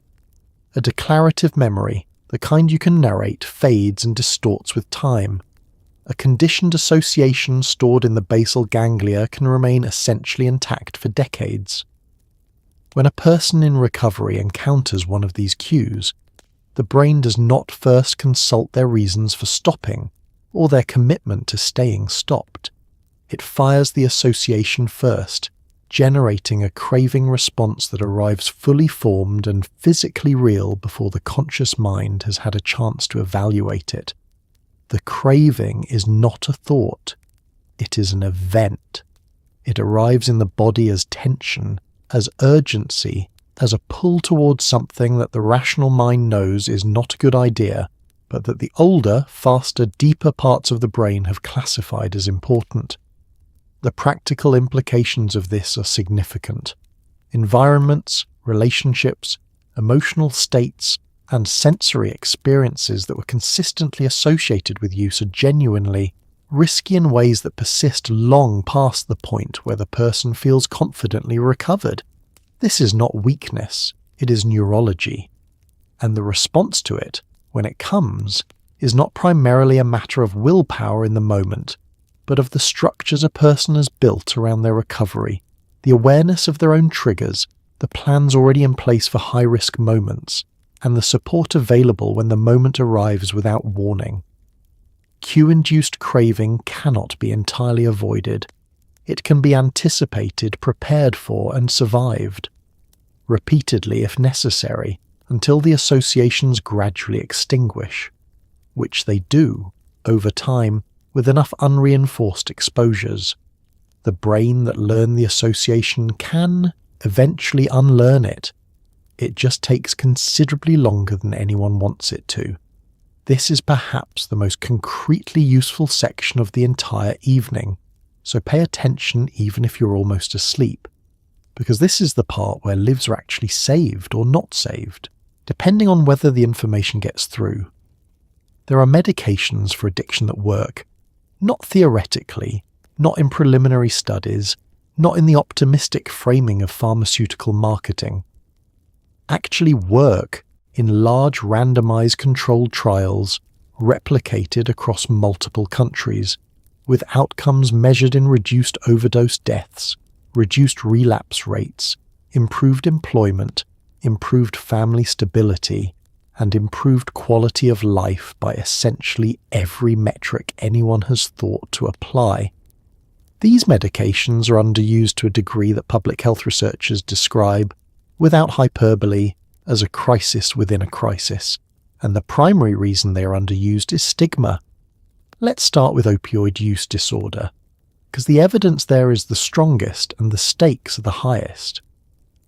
Methadone and buprenorphine, both of which are opioid agonists that occupy opioid receptors without producing the same high as heroin or fentanyl, have been studied extensively for decades. The findings are consistent. People with opioid use disorder who are maintained on these medications have dramatically lower overdose death rates, dramatically lower rates of continued illicit drug use, better retention in treatment, better employment outcomes, and better health outcomes across essentially every measure compared to people who attempt abstinence-only approaches. Naltrexone, which blocks opioid receptors entirely and eliminates the effect of opioids if they are taken, is a third option with strong evidence for people who are fully detoxed and motivated to use it. For alcohol use disorder, 3 medications have demonstrated effectiveness in clinical trials. Naltrexone reduces craving and the rewarding effects of alcohol, making relapse less likely and less catastrophic when it does occur. Acamprosate reduces the uncomfortable neurological dysregulation of early abstinence, making it easier to maintain sobriety in the early weeks when the brain is still recalibrating. Disulfiram causes severe nausea and cardiovascular discomfort when alcohol is consumed, functioning as a deterrent for people who want an additional external barrier against impulsive use.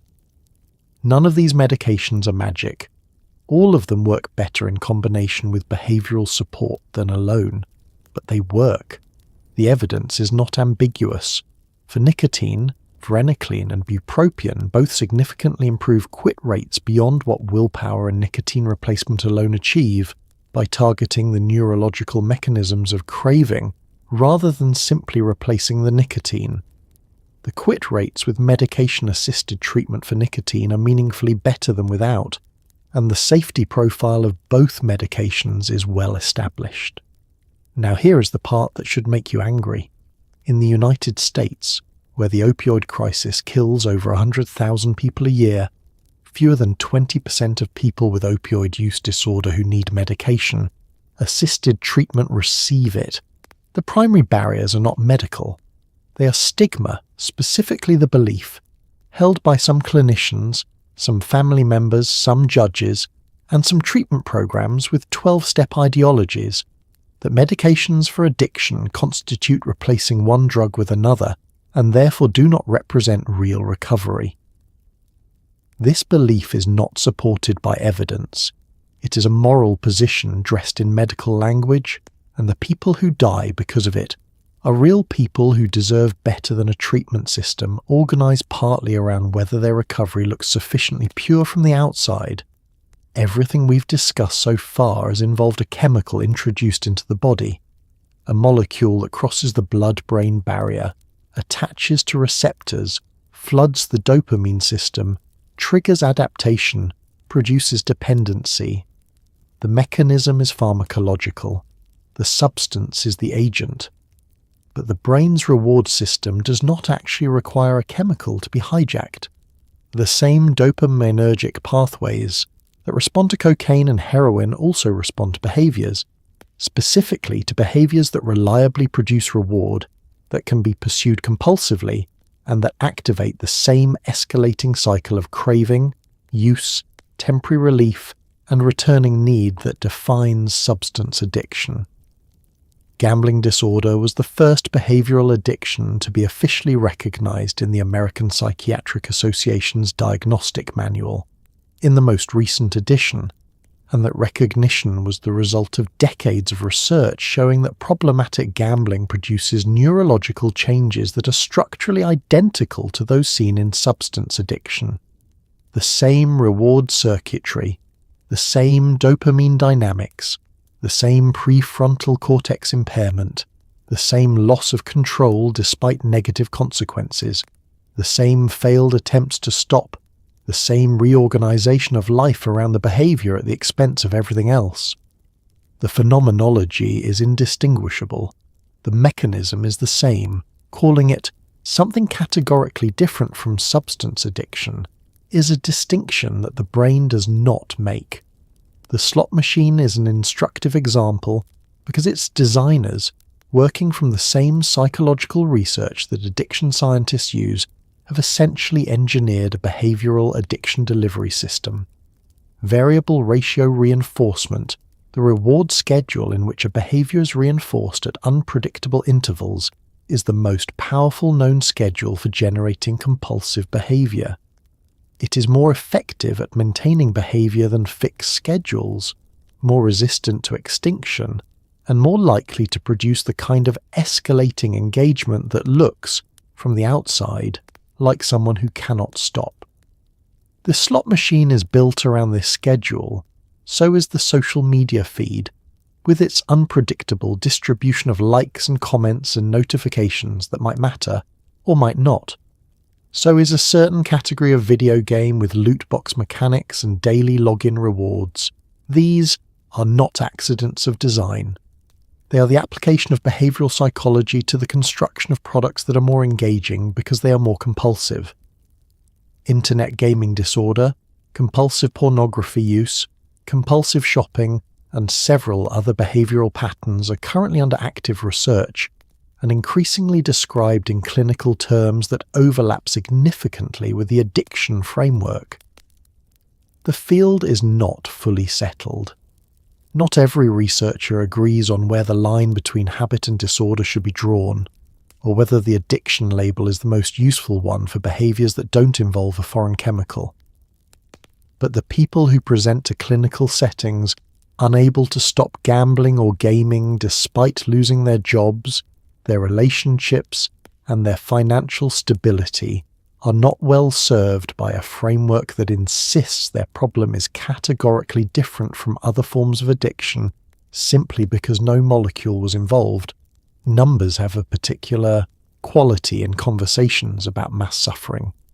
They clarify and they obscure simultaneously.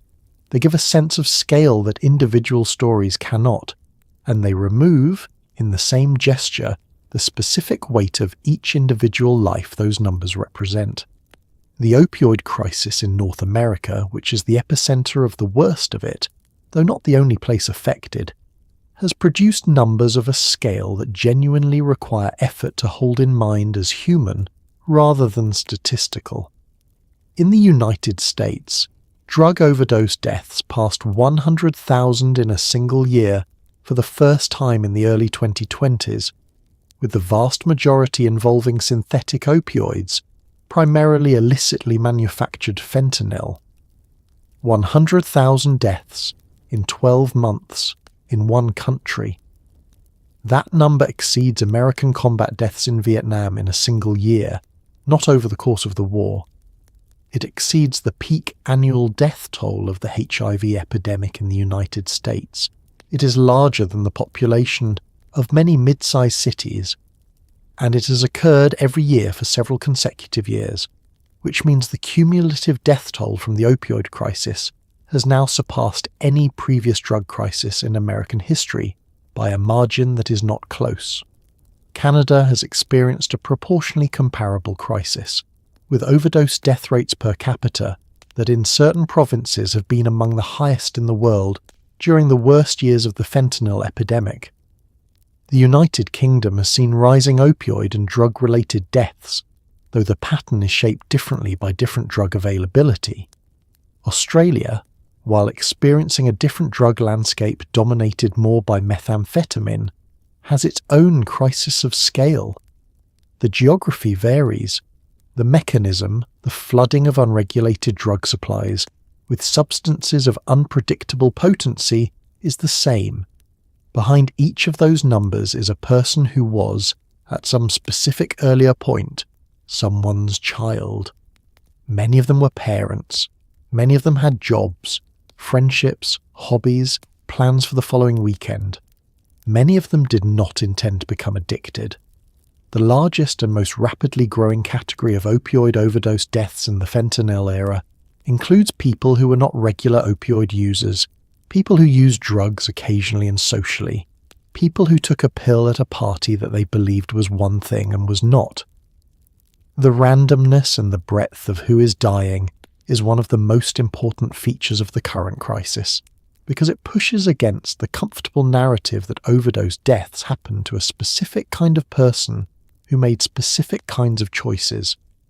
They're happening to people who are not opioid dependent, who had no particular risk factors, who simply encountered a supply that could not be trusted and did not know it until it was too late.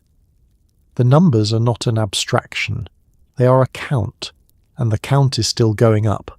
Here is something that addiction research has documented carefully and consistently, but that rarely makes it into the popular conversation about addiction, possibly because it complicates the narrative in both directions at once. A substantial proportion of people who develop serious substance use disorders, including disorders involving alcohol, opioids, cocaine, and other significant substances, eventually achieve long-term remission. And a meaningful portion of those people do so without formal treatment of any kind. No rehabilitation program, no medication-assisted treatment, no therapy, no 12-step meetings. They stop, and they stay stopped, through a process researchers call natural recovery or spontaneous remission, and they are far more common than the dominant cultural image of addiction as a permanent and total condition would suggest. The estimates vary by substance and by how remission is defined, but studies consistently find that the majority of people who have met lifetime criteria for a substance use disorder are not currently in active addiction. This does not mean addiction is easy to escape or that treatment is unnecessary. It means that the brain, given time, given changes in circumstances, and given sufficient reasons to reorient, has a meaningful capacity to re-establish healthier equilibrium. The same neuroplasticity that enabled the addiction can, under the right conditions, enable the recovery. What are those conditions? This is the genuinely interesting question, because understanding what facilitates natural recovery tells us something important about what recovery requires in general, with or without formal treatment. The research on natural recovery identifies several consistent factors: changes in life circumstances that increase the reasons not to use, a new relationship, a child, a job that matters, a living situation that changes the daily environment and the available cues, the gradual maturation of the prefrontal cortex, which continues developing into the mid-20s, meaning that some young people who struggled significantly with addiction in their late teens and early 20s developed improved impulse control and risk evaluation capacity simply by getting older. The accumulation of negative consequences that eventually, for some people, outweigh the perceived benefits in a way that is genuinely motivating rather than theoretical. What natural recovery does not tend to involve, interestingly, is a single dramatic moment of willpower.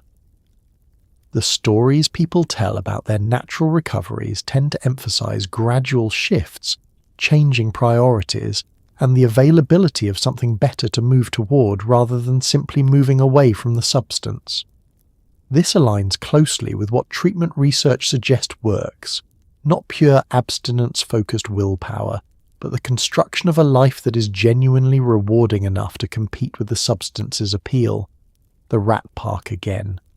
Not just removing the drug water, making the rest of the cage worth being in.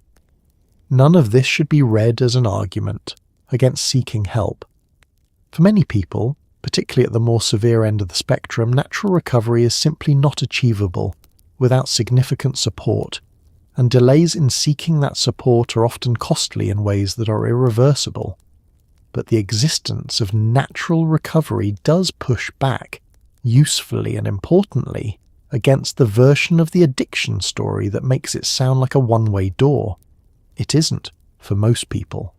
The odds, properly understood, are considerably better than the worst-case stories suggest. Human beings have been altering their consciousness with substances for as long as there have been human beings to do the altering.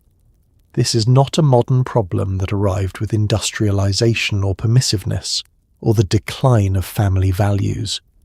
It is, by the archaeological and anthropological record, one of the oldest and most consistent features of human behavior across cultures, continents, and millennia, which does not make it not a problem, but it does make it a very different kind of problem than the one usually described in policy debates, and understanding the history of it changes the texture of the conversation in ways that matter. Evidence of intentional fermentation, the production of alcoholic beverages from grain or fruit, dates to at least 9,000 BCE from sites in China and the Fertile Crescent. That is 4,000 years before the wheel. The earliest farmers, people in the very first stages of organizing settled civilization, people who were still figuring out crop rotation and the concept of property, were already brewing. Evidence of opium cultivation appears in the archaeological record of Mesopotamia around 5000 BCE. Coca leaves have been found with human remains in South America dating back at least 8,000 years.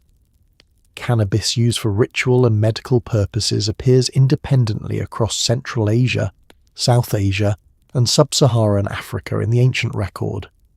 Psilocybin mushrooms appear in cave paintings in North Africa that some researchers date to 9,000 BCE. the desire to alter consciousness, to relieve pain, to feel different, to feel more connected to something larger than ordinary waking experience, is not a failure of the modern world. It is an ancient and persistent human impulse that the modern world has inherited, amplified, and in some respects industrialized, to a degree that no previous era could have managed. What changed over time is not the impulse, but the understanding of what happens when the impulse goes wrong. For most of human history, problematic substance use was framed in moral and spiritual terms. The person who drank too much was weak, sinful, lacking in virtue, failing in their obligations to God, family, and community. This was true in ancient Rome, where philosophers wrote about the degradation of men who surrendered to wine. It was true in medieval Europe, where excessive drinking was classified as one of the 7 deadly sins under the heading of gluttony.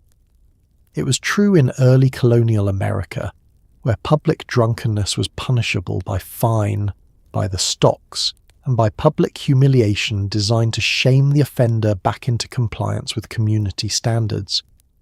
The solution in each of these contexts was correspondingly moral and spiritual. Prayer, confession, public shaming, community pressure, and in more extreme cases, punishment. This framing was not without compassion, exactly, but it was built on an incorrect understanding of the mechanism, which meant it generated an enormous amount of suffering among people who were already suffering, and very little in the way of effective intervention. The temperance movement of the 19th century is worth spending a moment with, because it is one of the most instructive episodes in the long history of getting addiction wrong, in ways that were both understandable and costly. The movement arose in direct response to the very real and very visible destruction that alcohol was causing in industrializing societies, particularly among working-class men whose wages disappeared into taverns, while their families went hungry and their children went without coats. The analysis of the harm was accurate. The communities pushing for temperance were not wrong that alcohol was destroying lives. The theory of the cause, however, was moral rather than neurological. Weak men corrupted by evil establishments. The solution was correspondingly moral. Remove the establishments, strengthen the men, appeal to their better nature.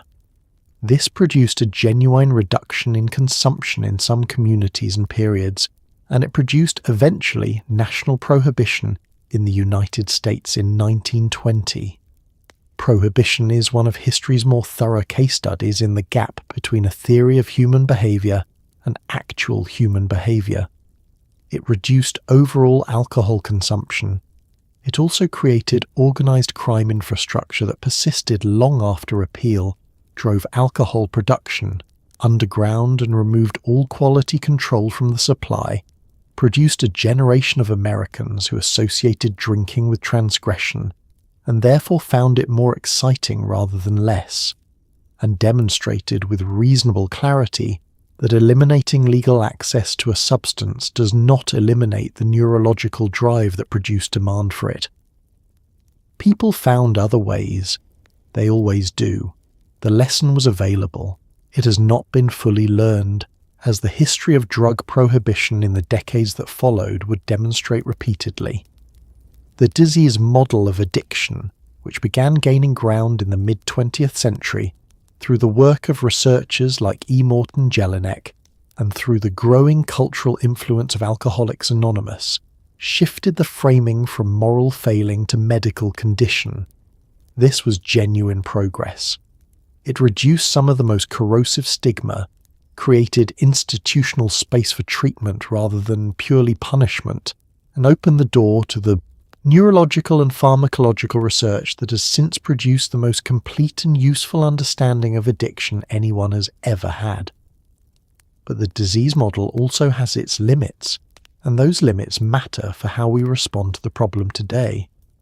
Alcoholism, in Jelinek's original formulation, was a progressive, irreversible disease that certain people had and others did not. This was more accurate than the moral failing model, but still too simple.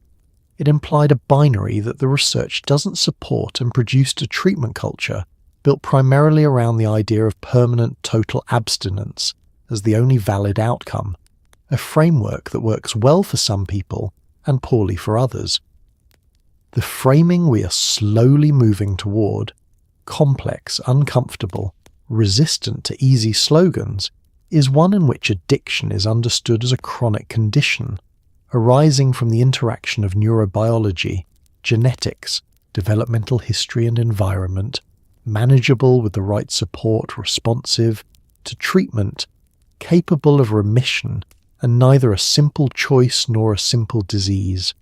We are not there yet as a culture, but we know considerably more than we did, and the history of how we got here is a history of very slowly, at very great cost, getting it less wrong. Stigma is not an unpleasant side effect of the conversation about addiction. It is an active ingredient in its perpetuation and its lethality. This is not a rhetorical claim or an appeal to sensitivity. It is a finding that has been documented repeatedly and rigorously in public health research across multiple countries and multiple substance categories, and the mechanism by which it operates is specific, measurable, and worth understanding in real detail because the consequences of not understanding it are measured in preventable deaths. Let's start with what stigma actually does to a person who is already struggling. When someone with a substance use disorder anticipates judgment, rejection, or legal and social consequences for disclosing their use or seeking help, they delay. This is not irrational. The anticipated judgment is often accurate. The legal consequences are frequently real. The social rejection is common enough to be a reasonable prediction rather than a paranoid fantasy, and so they manage the dependency in secret. They manage it alone, which means they manage it without the support that research consistently identifies as one of the most significant factors in recovery outcomes. They avoid or lie to their physicians, which means treatable medical complications go untreated, drug interactions go unassessed, and overdose risks go unmanaged. They avoid treatment programs, not because they don't want help, but because the cost of being known as someone who needs that kind of help feels, in the context of their actual life, too high to pay. Each of these delays has costs.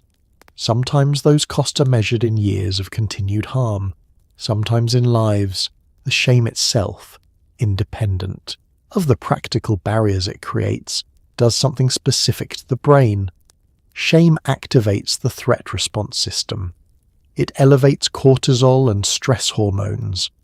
It reduces activity in exactly the prefrontal cortical regions that recovery depends on for impulse control, decision-making, and the capacity to envision and pursue long-term goals. It dysregulates the emotional regulation systems that chronic substance use has already dysregulated. In neurological terms, treating a person with addiction as a moral failure who should feel ashamed of themselves is the equivalent of addressing a suppressed immune system by introducing additional pathogens. The shame does not motivate recovery. It makes the neurological conditions for recovery harder to achieve. The research on this is consistent enough that it should have significantly altered clinical and policy approaches by now. In many settings, it hasn't, because the stigma is not primarily a clinical phenomenon, it is a cultural one, and cultures change more slowly than evidence accumulates. At the healthcare level, the effects of stigma are documented and troubling. Studies using standardized patient scenarios, where actors present identical symptoms to different providers, have shown that patients presenting with addiction-related issues receive shorter appointments, less thorough clinical assessments, lower likelihood of being offered evidence-based treatment options, and more dismissive communication than patients presenting with other chronic conditions of comparable severity. Physicians are not exempt from the cultural frameworks they grew up in.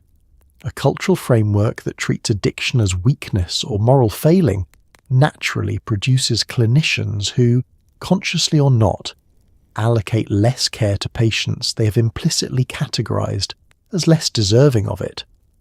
The consequences are measurable: worse health outcomes, lower treatment retention, and higher mortality among patients who encountered the healthcare system and found it hostile rather than helpful. At the family level, stigma produces isolation at precisely the moment when connection is most needed. Families who respond to a member's addiction primarily with shame, ultimatums, and conditional love, approaches that feel morally justified and are often culturally endorsed, consistently produce worse outcomes than families who maintain connection while establishing clear limits. This is not an argument that families should have no limits, or that the people around someone with addiction have no legitimate grievances, because they do. It is an observation that the response that feels most morally satisfying, the withdrawal of warmth and approval until the person earns it back, is frequently the response that makes the conditions for recovery worse rather than better.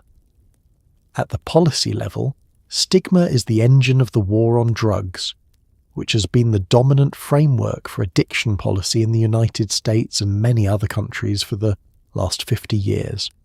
The war on drugs is, at its foundation, a stigma-driven policy. The belief that making drug use illegal and punishing it severely would signal that it is wrong, and that signal would deter use, and that deterrence would reduce the problem. The evidence does not support this. Rates of drug use in the United States have not been meaningfully reduced by 50 years of aggressive drug enforcement. Incarceration of people with drug offences has not produced lasting reductions in addiction rates. What it has produced is a prison industrial complex, the disruption of communities through mass incarceration, and a system in which the legal consequences of seeking help can be worse than the legal consequences of continuing to use quietly. The contrast with approaches built on something other than stigma is instructive. Portugal decriminalised the personal possession of all drugs in 2001, redirecting resources from prosecution to treatment and harm reduction. In the 2 decades since, drug-related deaths in Portugal have fallen to among the lowest in Europe. HIV infection rates among people who inject drugs have dropped dramatically. Treatment uptake has increased. Drug use rates have not increased. The policy change did not communicate that drug use is good. It communicated that people who use drugs are still people, and that treating them as such produces better outcomes for everyone. The evidence is available. The stigma is what makes it so difficult to act on. Every drug crisis has its own particular character, shaped by the pharmacology of the dominant substance, the communities it reaches first, and the economic and social conditions that create and sustain demand. Understanding these crises as distinct chapters in a single long story, rather than repetitions of the same story, matters enormously, because different mechanisms require different responses, and applying the framework from the last crisis to the current one is one of the more reliable ways to be catastrophically wrong about what to do next. The heroin epidemic of the 1970s was concentrated primarily in urban centres and was significantly shaped by the return of Vietnam veterans carrying untreated trauma, inadequate post-war support systems, and in many cases a dependency that had begun in the field with substances that were both readily available and, in the context of fighting a war that was making less and less sense in a jungle 10,000 miles from home, entirely understandable to reach for. The policy response was largely punitive, built on the logic that the problem was moral and that the appropriate instrument was the criminal justice system. It was not particularly effective. The people who needed treatment mostly did not receive it. Many of them carried the consequences for the rest of their lives, and some of them didn't have very long lives left to carry them in. The crack cocaine crisis of the 1980s devastated specific urban communities, predominantly black communities, with a speed and thoroughness that powdered cocaine had not managed, partly because the route of administration produced a faster and more intense onset, partly because the dramatically lower cost made it accessible to people for whom powder cocaine had never been a realistic option, and partly because the policy response was shaped by factors that had considerably more to do with race and politics than pharmacology. The federal sentencing disparity between crack and powder cocaine offences, which applied a ratio of 100 to 1 in its original form, meaning that possessing 5 grams of crack carried the same mandatory minimum sentence as possessing 500 grams of powder cocaine, the same basic drug in a different form, is one of the more thoroughly documented examples of drug policy being used as a proxy for something other than public health. The communities destroyed by that disparity are still living with the consequences. The disparity was partially reformed in 2010 and not fully eliminated until 2022. The prescription opioid crisis that began gathering momentum in the late 1990s spread through a different vector and reached different communities entirely. Rural, suburban, largely white. Introduced opioids not through street markets, but through the healthcare system, by physicians who were operating in good faith with information that had been deliberately falsified by pharmaceutical companies whose financial survival depended on keeping the addiction potential of their products obscured from both prescribers and patients. Purdue Pharma's internal documents, made public through litigation, show that the company knew OxyContin was highly addictive, knew that the extended-release formulation could be easily defeated to produce an immediate and intense opioid effect, and chose to market the drug as having minimal addiction risk anyway because the alternative was a dramatically smaller market. The resulting epidemic created a very large population of people with opioid dependency who, when the prescription pipeline was eventually tightened through regulatory action and physician education, needed to find another source for what their brains had been reorganized to require. That need did not disappear when the prescription stopped. It migrated.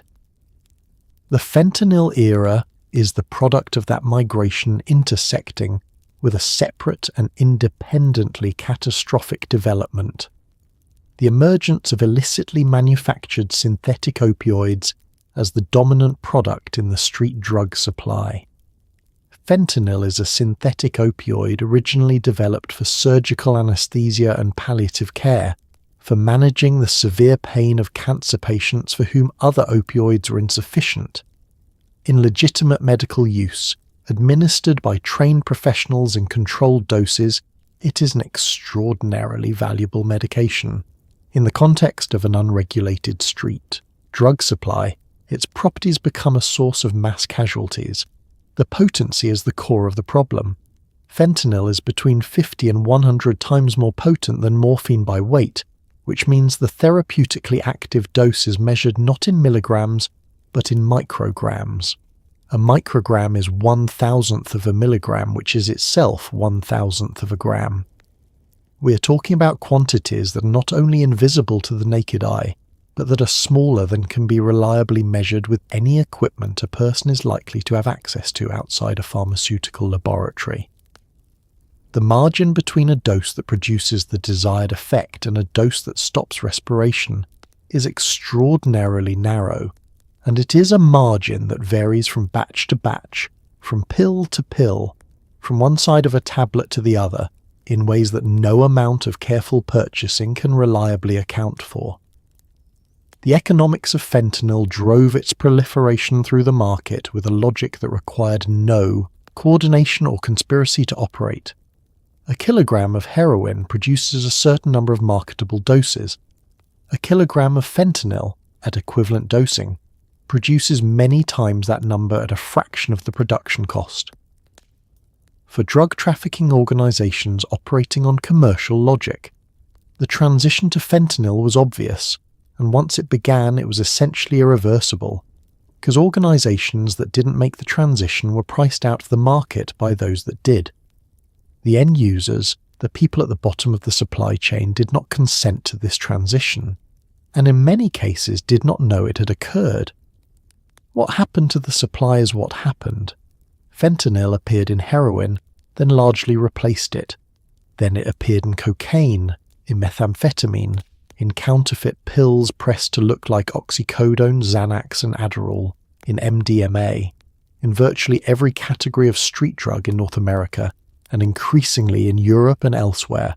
The contamination was not uniform. Some batches were heavily cut, some barely at all. The same supplier might provide safe product one week and lethal product the next, not through malice, but through the ordinary variability of an unregulated supply chain, operating with inconsistent raw materials and no quality control whatsoever. The population dying in the fentanyl era is not the population that died in previous crises. It includes people who are deeply opioid dependent, yes, but it also includes people who use drugs occasionally and recreationally, who had never used opioids before and had no tolerance to them, who took a pill at a party or a concert or at home on a Saturday night, believing it was something other than what it was. The randomness of this is one of its most important and most underemphasized features, because it changes the policy calculus entirely. You cannot address a poison drug supply purely through addiction treatment. You need the tools that allow people to know what they are actually taking before they take it. Fentanyl test strips, drug checking services, naloxone distributed not just to people who use drugs, but to everyone in the way that defibrillators are distributed in public spaces, because cardiac arrest doesn't announce itself in advance either, and neither does fentanyl. The responses that the evidence supports are the responses that the stigma and the political frameworks inherited from previous crises have most effectively prevented. That gap between what we know works and what we are willing to do is still being measured, every day, in lives. The stories that get told about addiction in public, the ones that appear in memoirs and documentaries and celebrity interviews and the occasional long-form magazine profile that wins prizes, tend to cluster at the dramatic ends of the spectrum. The catastrophic descent, narrated in vivid and sometimes uncomfortably intimate detail, where everything goes wrong in sequence and the momentum of the collapse is almost novelistic in its structure, followed eventually by the triumphant return, the moment of clarity, the decision to change, the long road back and the final image of a restored life, health recovered, relationships rebuilt, future retrievable. These stories are real. The people who tell them are often extraordinarily brave for doing so. They do something genuine and necessary in normalizing the conversation and demonstrating concretely, specifically, in the first person, that recovery is possible and that the things addiction takes can sometimes be rebuilt, but they are not representative. The full range of how addiction and recovery actually unfold in ordinary lives is considerably broader and considerably less cinematic than the genre of the recovery narrative tends to accommodate. And the gap between the stories that get amplified and the experiences that most people actually have creates a particular kind of loneliness that is worth naming directly, because it is the loneliness of measuring your experience against a template that was never designed to fit most people. Most recoveries are not made into movies or documentaries because they lack the structural requirements of a compelling narrative. They do not have a clear inciting incident, a defined crisis point, a turning moment that can be dramatized, or a resolution that arrives cleanly enough to serve as an ending. What they have instead is duration, accumulation, the gradual and non-linear movement in a direction that only becomes legible as progress in retrospect, from a distance that takes years to achieve. They involve a great deal of time doing things that look, from the outside, like ordinary life, attending appointments, calling people when things feel difficult, learning to sit with discomfort for 1 more hour instead of resolving it immediately, rebuilding routines that provide structure in the absence of the substance that used to provide structure of a different kind. None of this is dramatic. Almost all of it is essential. Consider the person who spent 9 years in active addiction, who tried to stop 5 times in that period, each time genuinely wanting to, each attempt lasting somewhere between 3 weeks and 8 months before the combination of unmanaged withdrawal symptoms, unaddressed anxiety, and the neurological weight of a reward system that had been reorganized around one specific solution to every problem pulled them back. Who finally entered a treatment program in their late 30s, not at a dramatic rock bottom involving a legal crisis or a near-fatal overdose, but at a point of quiet and profound exhaustion. The particular exhaustion of being tired, of doing the math of their own life and finding without drama that it didn't add up. Who spent the first 18 months of that treatment period with 2 relapses, each followed by a return to the program because the program did not treat relapse as a disqualifying event but as information about what additional support was needed.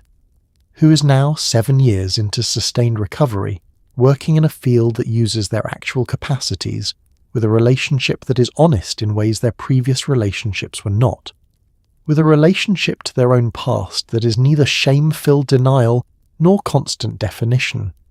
This person's story is the most common shape of recovery. It will never be a documentary. It has no third-act revelation that a camera could capture. It is a long, cumulative, interrupted, and ultimately successful process that looks, from the outside, like ordinary life, which is exactly what recovery is supposed to produce. Consider also the person who has been in recovery for 16 years and who still attends a meeting every week, not because they feel perpetually on the verge of relapse, but because the meeting is one of several structures that keeps everything else stable. The way a foundation is not something you interact with when it's working, but something you notice with great urgency when it isn't. This person does not think of themselves as fragile. They think of themselves as someone who has learned, with exceptional specificity and at considerable cost, exactly what conditions their brain requires to remain stable, and who maintains those conditions with the same matter-of-fact consistency that a person with well-managed hypertension monitors their blood pressure. Not dramatic, not inspirational in the way that fills auditoriums, entirely, quietly admirable in a way that goes mostly unacknowledged because ordinary successful functioning is not the kind of thing that generates attention. And consider the people who recovered in the fullest sense and then moved on, who integrated the experience rather than being defined by it, who have a complex and genuinely nuanced relationship with that period of their lives, neither ashamed of it nor particularly eager to discuss it at every available opportunity, who are living with the particular quality of attention that people who have been very lost and then found their way back tend to bring to ordinary Tuesday afternoons, who know things about themselves and about the nature of suffering and relief, and the mechanics of their own mind that they would not have known any other way, not because suffering is redemptive in some abstract or sentimental sense, but because the specific work that recovery requires, the learning of one's own triggers in granular detail, the development of a relationship with difficulty that doesn't default immediately to avoidance, the cultivation of the capacity to ask for help without it feeling like a defeat. These are things that build something real, something that wasn't there before, not as compensation for what was lost, just as what the work produced. These are the stories worth telling, alongside the dramatic ones, not as consolation for people whose recoveries don't look like the ones on television, as an accurate account of what recovery actually is most of the time for most of the people living it. A practice, not an event. A direction, not a destination. Something that is happening still in ordinary rooms and ordinary Tuesday afternoons, without an audience, without a camera, and with more courage in it than is usually recognized. We have walked the full length of this list tonight, from Caffeine, sitting in its respectable grocery store aisle, with its loyal and slightly defensive user base. People who will tell you with complete sincerity that they could stop whenever they wanted, and who have never quite gotten around to testing that hypothesis, all the way down to methamphetamine dismantling dopamine systems with a thoroughness that takes years to even partially undo. We have moved through nicotine's particular and elegant deception, through the stress pathways that prime certain brains for addiction, before any substance ever arrives to exploit them, through alcohol's dangerous respectability, through the doctor's office where a prescription became a dependency that became a crisis that became 100,000 deaths a year. We have talked about genetics and geography and trauma and economics and neuroscience and the specific and measurable ways that shame makes everything worse. We have talked about what recovery actually looks like, in the ordinary and unglamorous version, for the people quietly doing it without an audience. And now, at the end of the list, in the quiet before sleep, it seems right to hold one more thought for a moment before letting it go. The human brain is built to seek reward, to avoid pain, and to find relief from suffering.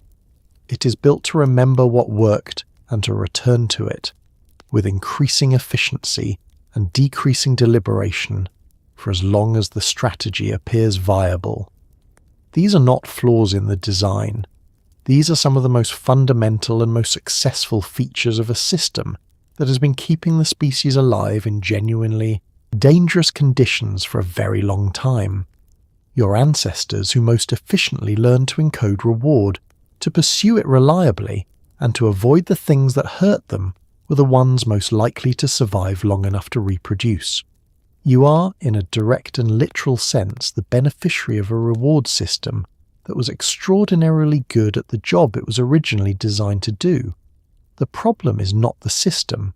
The problem is the mismatch between the environment the system was designed for and the environment you're actually living in. The brain evolved in a world where the rewards available were relatively modest, where the costs of pursuing them too exclusively became apparent quickly enough to function as natural correction, and where the social architecture of small communities provided both constraint and connection that modulated individual reward-seeking with the requirements of collective survival. It did not evolve in a world where a chemist could synthesize a molecule specifically designed to activate the dopamine system at 1,000% above its evolutionary baseline. It did not evolve in a world where a team of engineers with advanced degrees in behavioral psychology and access to petabytes of user engagement data could design a platform algorithmically optimized to exploit variable ratio reinforcement in order to maximize the time a person spends staring at a screen. It did not evolve in a world where a pharmaceutical company could conduct clinical trials, observe the addiction potential of their product, and choose to suppress that data because the financial returns on a widely prescribed opioid were too attractive to walk away from. The brain's architecture was not designed for any of these inputs. It responds to them the way any sensitive and well-calibrated system responds to inputs that exceed its designed parameters, by adapting as efficiently as it can at whatever cost is necessary in ways that can look from the outside like a person who has completely lost the thread of their own life. But here is the thing that deserves to be the last thing said before you sleep. Every single person on every level of this list is a person whose brain was doing exactly what it was built to do, seeking relief from pain that was real, seeking reward in circumstances that did not offer much of it, through channels that didn't come with catastrophic side effects, seeking something that worked in the specific moment when nothing else did, for a nervous system that had run out of other options or had never been given many options in the first place. The tragedy of addiction is not that the brain failed. The brain, by its own logic, succeeded. It found a solution to the problem it was trying to solve. The tragedy is that the solution came with terms that were not disclosed in advance, attached to a dependency that the brain's own adaptive intelligence then made progressively harder to exit, in a contract that required everything a person had to pay off, and that still didn't always clear the debt. This changes what a useful response looks like.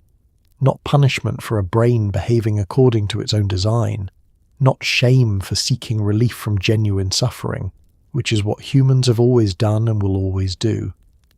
Not moral condemnation for a dependency that the oldest and most powerful motivational systems in the nervous system have classified, with complete neurological sincerity, as necessary for survival.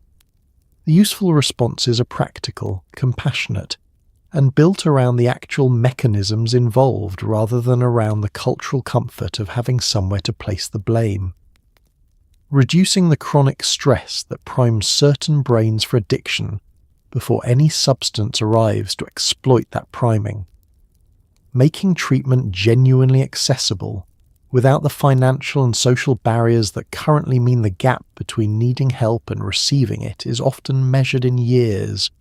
Distributing the medications that demonstrably work and treating the people who use them as patients, managing a condition rather than as people taking a shortcut, cleaning up the drug supply or at minimum giving people the tools to know what they are actually taking, telling the truth about what these substances do in language that is clear and honest and neither sensationalized nor sanitized, so that people can make genuinely informed decisions about their own risk, rather than discovering the fine print only after the contract has already been signed in full.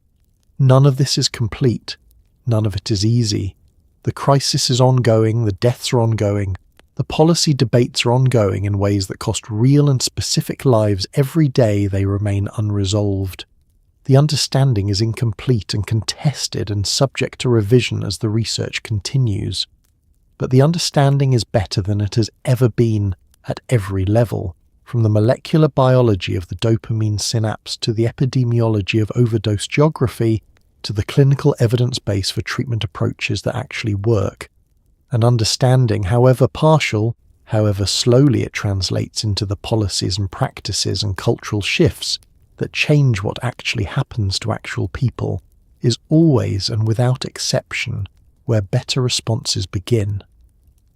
So tonight, as the quiet settles around you and the day loosens its hold and sleep moves closer from whatever direction it comes from, know this: the brain under your pillow is an extraordinary thing, ancient and adaptive, and occasionally, under the wrong conditions, its own most formidable adversary, capable of being profoundly reorganized by suffering and capable, given time and the right conditions, of reorganizing itself again in directions that lead somewhere better. That capacity is not small, it is in fact the most important thing about it, and on most nights in most lives, it is enough to keep going. That is not nothing. On a night like tonight with everything we've covered, that is actually quite a lot. And so, here we are, at the end of the list, at the bottom of the ladder, and somehow, quietly, back at the beginning. Because that is what this subject does if you follow it honestly all the way through. It circles back. It keeps returning to the same place, which is the human brain, doing its ancient and imperfect and occasionally catastrophic best in a world that it was not entirely designed for. Tonight you travelled through 7 levels of something that most people prefer not to think about too carefully. You started with caffeine, which is so normalised that calling it an addiction feels almost rude, and you ended with methamphetamine, which sits at the bottom of this list not because it kills the fastest, but because of what it specifically takes from a person on its way out. Their ability to feel ordinary life as worth the trouble of living it. That is a particular kind of theft, and it deserves to be named as such. Along the way, you passed through sugar and nicotine and the specific cruelty of a substance that makes you feel calm by first making you anxious. You sat with the neuroscience long enough to understand that a craving is not a choice. It is an event, arriving before thought, generated by structures older than language and more persuasive than reason. You spent time in the geography of it, in the communities where the conditions for addiction were assembled piece by piece, before any substance ever arrived to complete the picture. You stood in the doctor's office where a prescription became a dependency that nobody planned for, and that the people who could have prevented it chose not to prevent. You looked directly at the fentanyl numbers long enough to let them be people rather than statistics, which is the minimum they deserve. And somewhere in all of that, hopefully, something shifted. Not in a dramatic way, not in the way that makes for a rousing conclusion. Just slightly, a little more precision about what addiction actually is and where it actually comes from. A little less room for the easy story, the one where it's simple, where the people caught in it could have chosen otherwise if they'd only wanted to badly enough. A little more space for the complicated truth, which is that wanting to stop and being able to stop are not the same thing, and that the distance between them is not moral but neurological. Not a failure of character, but a feature of a brain that adapted with its full and remarkable efficiency to something it was never supposed to encounter. The people who lived inside every level of this list, and the people who loved them while they did, were not weak, they were human, which means they had brains that sought relief from suffering with the same urgency those brains used to seek food and warmth and safety. The relief found them in specific forms, in specific circumstances, for specific reasons that the biology and the history and the geography help explain, even when they don't excuse everything that followed. They were stubborn, many of them, in the ways that both sustained the addiction and eventually, for those who made it out, sustained the recovery. The same quality that made it so hard to stop was often the quality that made it possible to start again, one more time, after the relapse, after the failure, after the moment that looked from the outside like the end of the story. It wasn't, for many of them. The story kept going, quietly, in ordinary rooms without an audience. It is still going tonight somewhere, for someone who's in their 3rd week of recovery or their 13th year of it, doing the unglamorous and essential work of maintaining a life that addiction tried to reorganize around itself and couldn't, quite in the end, entirely manage to keep. So tonight, as you pull the blanket up and let the day go, maybe spare a thought for all of it. For the complexity of a brain that can be so brilliantly adaptive and so thoroughly undermined by its own adaptations, for the people who are fighting something that the culture still doesn't entirely understand or entirely forgive. For the researchers and the clinicians and the harm reduction workers and the family members who stay connected when staying connected is hard. All of them doing the slow and mostly unrecognized work of making the outcome slightly better than they would otherwise be. And for yourself, for your own brain, which has been listening to all of this tonight and processing it and filing it and doing the 10,000 small things it does every second without your permission or your awareness.